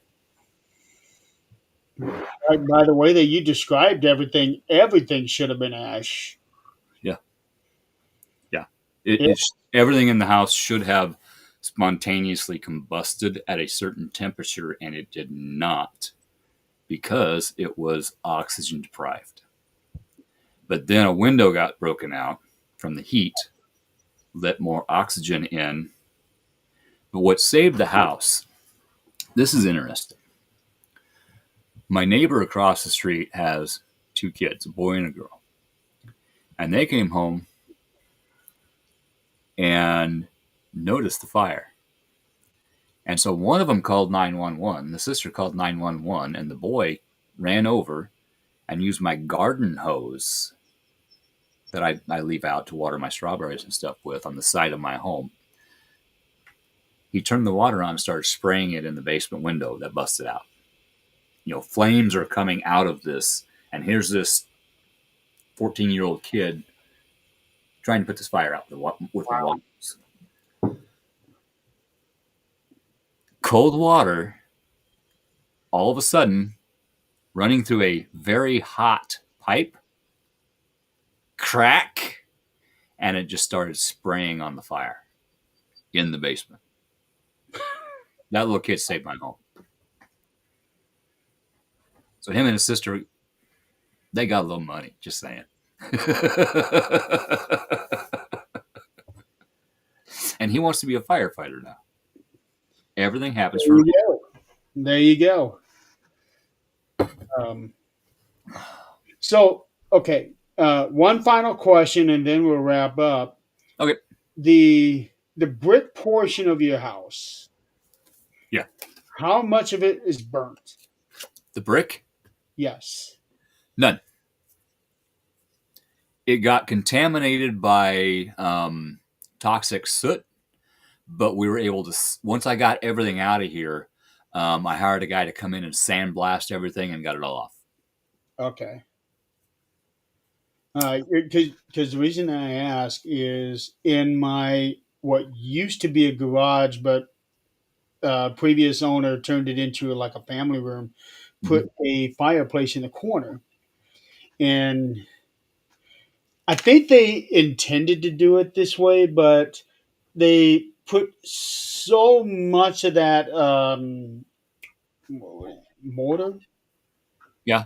brick and mortar. Huh? Put so much on it when they put the bricks down, it spilled out. So I got a lot of overhang from the mortar, and I think that they intended to do it this way. But at some point, there was a fire coming out of that fireplace, and there is a section of it that is all black. Now, I had the option to have that cleaned off, but to me, it just kind of added a little character to the fireplace, so I left it that way. Patina. So that's why I wanted to ask you about how much was Okay. on your bricks. It was, there was a lot. There was a lot. I mean, it's kind of a gray color on the inside. Or I can actually see the gray behind And you. it was black. But like I said, it was all sand blasted off. And if you've got a lot of smoke smell in your home, whether it be cigarette smoke, in your vehicle, whatever, from a fire, a lot of people out there will offer to come into your home and use ozone to get rid of the smell. They have ozone generators. and Okay. you go stay at a hotel for the weekend. They go in and they ozone your home, and it gets rid of the smell. Well, instead of paying somebody $2,000 to do that, you can buy a $240 ozone generator and do it yourself. Fun fact. Buy 200, buy something for $200 and then go and helping people, individuals, for $1,000 a piece. And that's something. Yeah, people actually they buy the equipment and they go out and do this. It's a service. I understand that. That's their business. I get that. But I literally bought an ozone generator for $240 that will do this home. I would probably had to take 3 days, do one floor, then the next floor, then the next floor. But I haven't even actually used the dang thing because once I got everything out of here and got it sandblasted, the smell was gone. It never got up in the attic. It didn't get in the roof rafters. So I'm good. But I am going to stick it in my truck. Just saying. Now, how much of the original wood is still there? Okay, these rafters right here are original. Okay. See the color difference? Yeah. Okay. That is from the 1900s. It didn't get damaged. It didn't get smoke on it. That is original. I had to leave something original. There we go.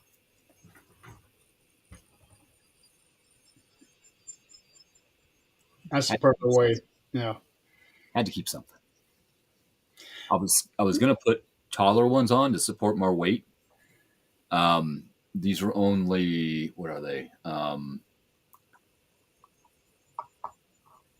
2x8s, and I put 2x12s and everything else. But I was gonna put bigger ones in there, but so I could get the weight support for the new room. But I did the figuring and the spans, and it'll support it fine. As long as it works. It's a working. It's a working. As long as it works. It um going to eventually have. I hope. I hope you did pictures before so that you can do before and afters. I do. I've actually got a video of the house after the fire. Okay. Um, I have many pictures before the fire, naturally, and I took a lot of pictures and video as I was removing everything and rebuilding everything. I have a really cool video when I had to finally when I was ready to take the main support beam for the second floor out. Hmm.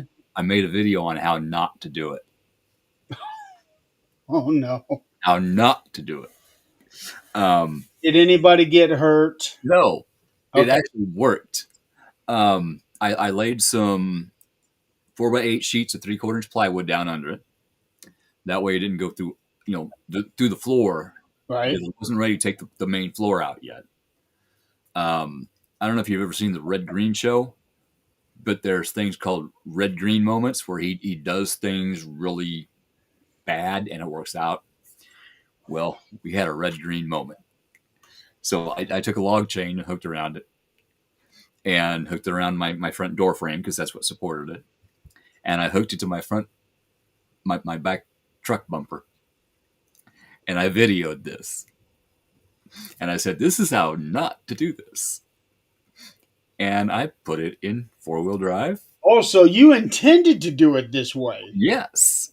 Yes, for humor. Okay. I was making light You of know, a situation that was A, dangerous, and B, it hurt because I'm taking my second floor out. That's where my bedroom for. so So I so used, what you were doing was basically Jackass the movie, the home renovation version. yes. So I put it in 4-wheel drive and put it in drive, and I went forward, and the door frame went forward, and the beam fell perfectly. And I came back in, I picked the phone up because I filmed it, I set it up so the phone wouldn't get hurt and it would see it. And I'm like, holy shit, it worked. And the phone survived. Yes, I was happy. Wow. I I think I would like to see this video. Do you have it posted? I've got it somewhere. I have it somewhere. Okay. But I have two laptops and a PC from before the fire. Well, hard drives from the PC before the fire. The hard drives actually survived, and I was able to purchase a cheap PC in order to put it in to try to get my old pictures. I wanted to save my old pictures. Yeah. And I've got access to them now. But every once in a while, it comes up on Facebook memories. So the next time it does, I will shoot it to you. Okay. Yeah, because It's funny. I would definitely like to see that. Because I mean, I used to do this messed up character, and talk about things and do had a canned green bean, and the cosmic green bean, and the guy kind of talks like this because he's messed up, and that's how I did it. That's messed up. It is that's actually kind of similar to what I used to do before I got hurt. I used to do like a very very strong country accent, hillbilly accent thing, and I also used to do it like at the speed of a NASCAR driver speaking. Um, Eileen Jones actually heard me do this. Nick Millay heard me do this, but since the accident, I can't do it because I had to have a trach put in my throat, Yeah. and that affected a lot of things in my vocals. Now I can't do it that fast, but if I'm drinking, sometimes that southern does come out a little bit. Bless y'all's hearts. Just Yeah. saying. I I would go so fast, my mouth is running faster than my brain can process. Now, see, that's something that's interesting. Yeah. I tried to explain this to my boss and my coworker the other day, and I don't think they got the gist of it. I tried to explain it to somebody else the other night, and they're just like, "Well, don't do it," and that's not possible. My mind, okay, think of like when you walk into a concert, a rock concert. You've got 50,000 people there talking. There's 50,000 people talking at once before the show starts. I would hate that Okay. tremendously. That's what's going on in this brain right now and every second of every day. Every second, every day.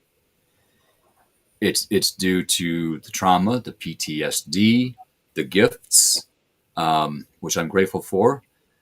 So, do you also have tinnitus? TBI, yes, oh, absolutely, 24/7. But when spirit speaks, the tone changes. It goes high or it goes low. If it goes high, good job, something good's coming. If it goes low, you need to watch out for something and you need to be careful. What gets me is that a lot of times at night, just before I'm ready to go to bed, it's like somebody turns up the volume in my left ear, That's and because you're now I can't go to sleep. that's because there's supposed to be something that you acknowledge. Something good happened to you today and you need to be thankful for it, or something not so good happened today and you need to ask yourself, okay, what's this teaching me? Yeah, And then that puts that into your subconscious. And then when you do go to sleep, your dreams, pay attention to your dreams, write them down if you need to when you wake up. I have actually written short stories based on some of my dreams. Everything happens for a reason. Yeah, I have some really really weird dreams. Oh, dude, mine are like I am a cat in a suit of armor holding a sword and an AR-15, riding a shark that's jumping out of the ocean, and I'm supposed to figure that out. You know, when you make yourself look like that, for a second there, I thought I was looking at Jim Varney.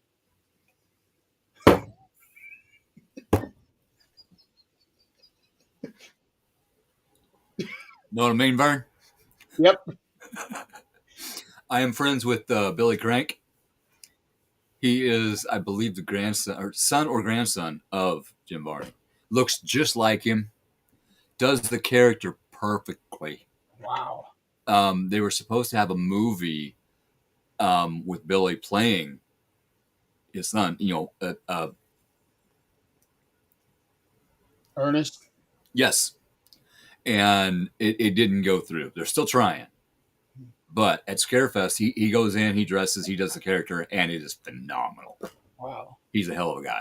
I remember a couple of years ago, somebody had put out a post saying that John Cena would make a good Ernest. Yeah. He would. John Cena. Yes, Yeah, absolutely. I can definitely see he does have that look now. Now that he's got all those wrinkles on his forehead, Yep. it would work out. Yep. Jan. Okay.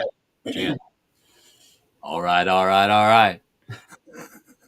I like his movies. Be cooler if you did. Matthew McConaughey.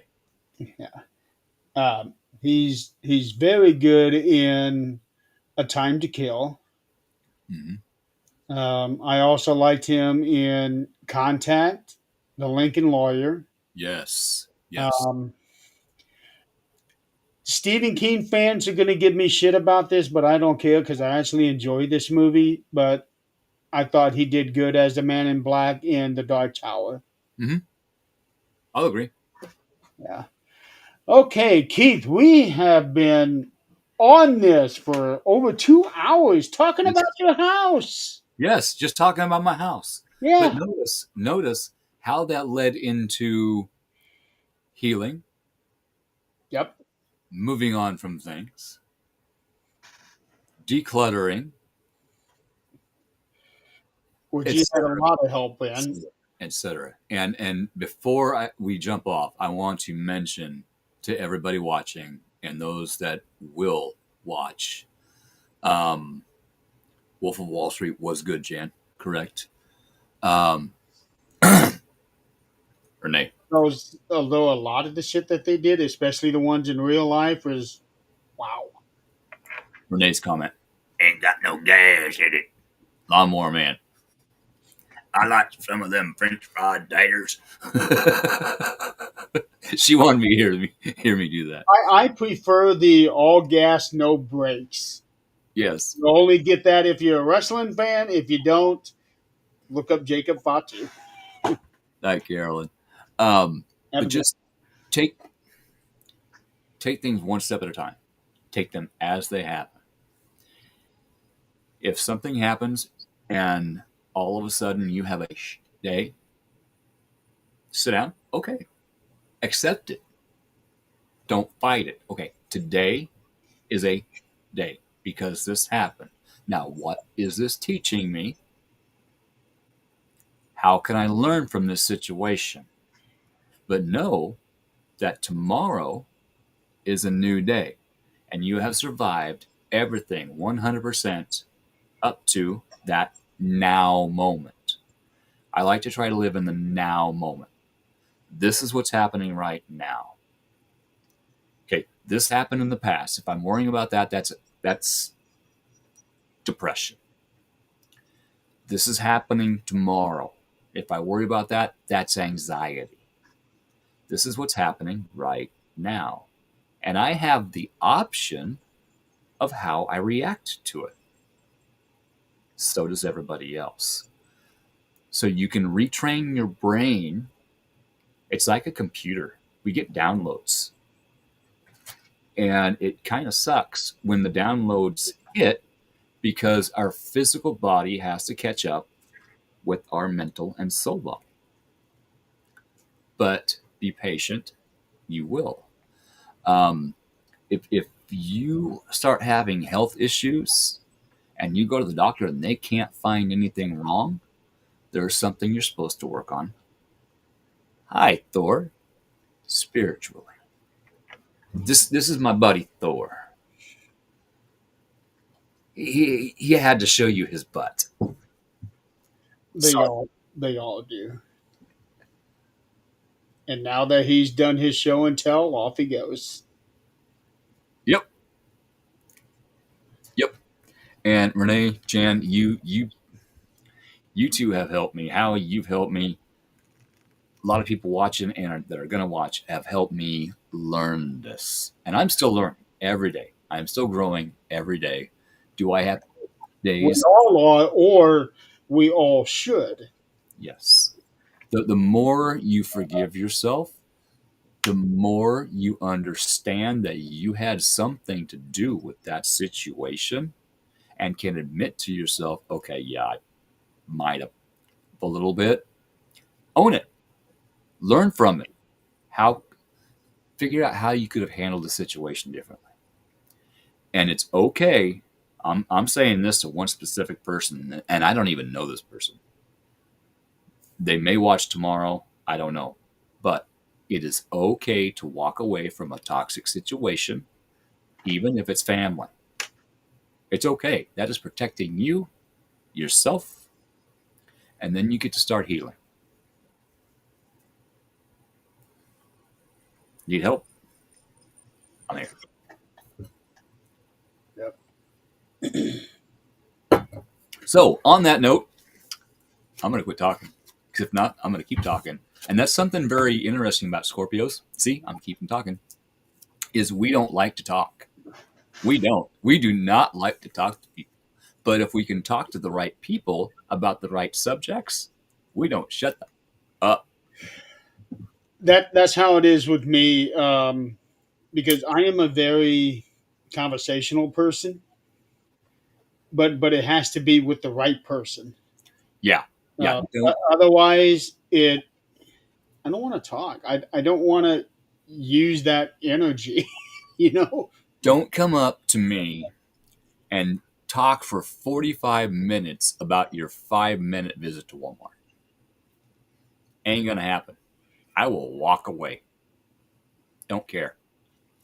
Now, if you had a spiritual experience in Walmart, okay, let's talk about that. All right. So it's also got to be the right topic too.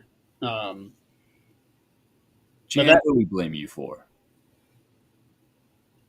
Oh, never mind. I got blaming her for the talking. long phone calls. Yes. I got it. It took a minute. I got it.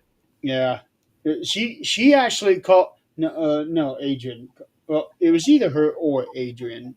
They called me while they were in the middle of a tornado. They Okay. they were driving. I think they were in Texas, and there was a tornado coming through, and one of them called me up. I actually had to look up on the phone to see where the storm is at Mm-hmm. to let them know so that they can figure out, okay, where do I need to go, knowing that a tornado can turn on a dime. Yes. Yes. That's interesting because before I had my first floor in, me and Christy were in the basement because we were in the rental, but the rental's got a very small basement full of spider webs, and I had gotten here clean enough to where we could walk down the stairs. I had actually had stairs into the basement, um, and there were 4 tornadoes around town, Oh, and so she was freaking out, and that's understandable. She was scared, understandable. So what does Keith do? Grabs the phone and goes live to take her mind off of it. so you're one of them idiots. Yes, but it calmed her down. We got through it, and I got to let everybody know. Okay, this is Nebraska. We have tornadoes. We have storms. There's so much rain that it's flooding into my garage. That's starting to run into the house. Okay, The windows just blew in. We're okay. We're in the basement. We have protection. It's a strong block home. We're okay. But I got her to start having a little fun with it, even when the windows blew in. It's okay. I'll just go push it back in. It's okay. But we got to watch the So it trees in didn't my front break. yard bend over so far through my second story window from the basement that we thought for sure they were going to go down, but they didn't. They held. And I told her, we're going to hold, just like that tree. Wow. And Jan, you never told me that he was in the middle of one too. Yeah, they were both kind of a little panicky that day, which I would be too if I was driving and there's a tornado right there. Storms are amazing. The, Did you see a thing that came out just yesterday about a lightning that stretched out 500 plus miles? uh-uh.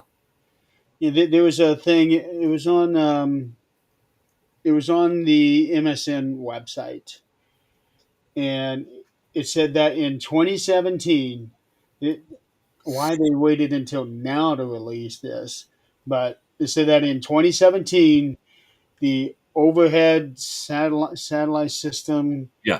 recorded lightning that stretched out 550 miles in the clouds over the what was it, like covering Nebraska, Iowa, all the way into Kentucky. I think it was Mhm. that it was all one big lightning. I'm thinking, how in the hell is that even possible? Okay. Okay. Hang on. There is something called, scientists are looking into this, interplanetary lightning. This is lightning so big it jumps from one planet to another one. And they actually think that is how the Grand Canyon was actually made. They don't think it's from water erosion. When you look at it from above, it looks like an electrical arc. And there are places on Mars that also look like electrical arcs. It's it's called interplanetary lightning, and the scientists really think it's a real thing. Prove that? No. Lightning across the solar system. Yep. This is on the actual NASA website. Uh, That's what I do. I drink and know things. oh, it's just about lightning on other planets. Okay. Okay. Okay. But they're actually talking about kind of a new discovery, just like Planet Nine. Scientists are actually looking at Planet X, Nibiru, actually really being out there on I a huge remember there being a planet X. elliptical orbit. There was one that they had called Vulcan. Yeah, and then they decide to demote Pluto. But don't get me started on that one. No, Pluto's kind of off about that. Just saying.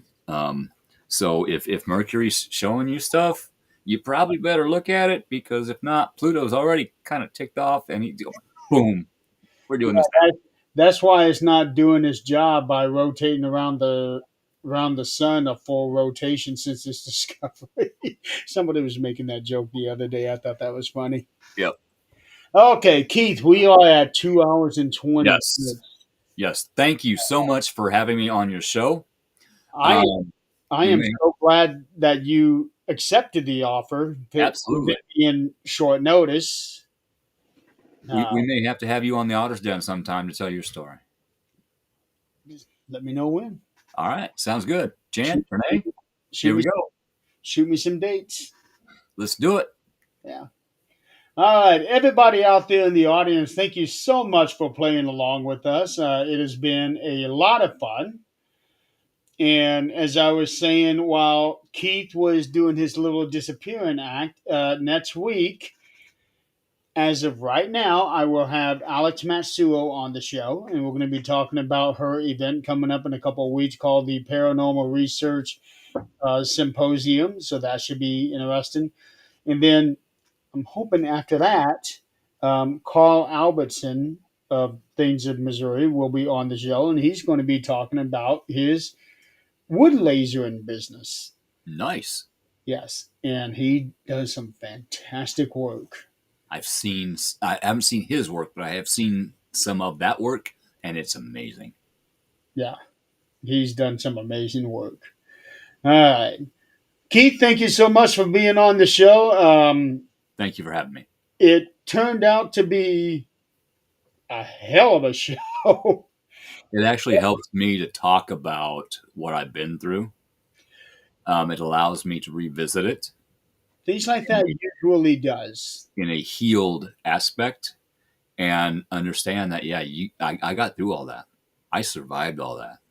I, even though I am at a very, I don't want to say low place, but difficult place in my life right now, I survived everything that I have up to today, and I'm going to survive tomorrow as well.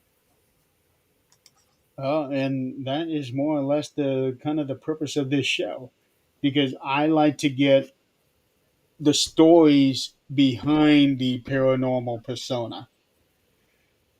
I want the real life stuff. I don't want, oh, I've done this. I went to this location. I used this. I don't want to hear that shit. Yeah, I lived it. Yeah, it's I who lived it. the hell are you and what did you go through?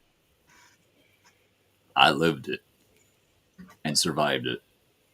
But the only way I did is by asking for help. Scorpios don't like to do that, It's but I the finally had to. it's the hardest thing in the world to do. I got to. I Yeah, allowed myself to. yeah. It's the hardest thing in the world to do. It Believe is. me, I know, because I don't like asking people for help either. Thank you, Howie, Renee, and Jan. And Adrian And Adrian, yes. for And the the rest of Cobra Paranormal and Spirit Mechanics. And thank you, Amy and Steve from the Dead Files. and thank you everybody for being a part of the show tonight. And I will see you guys next week. Have a good night and have a good weekend and a safe weekend.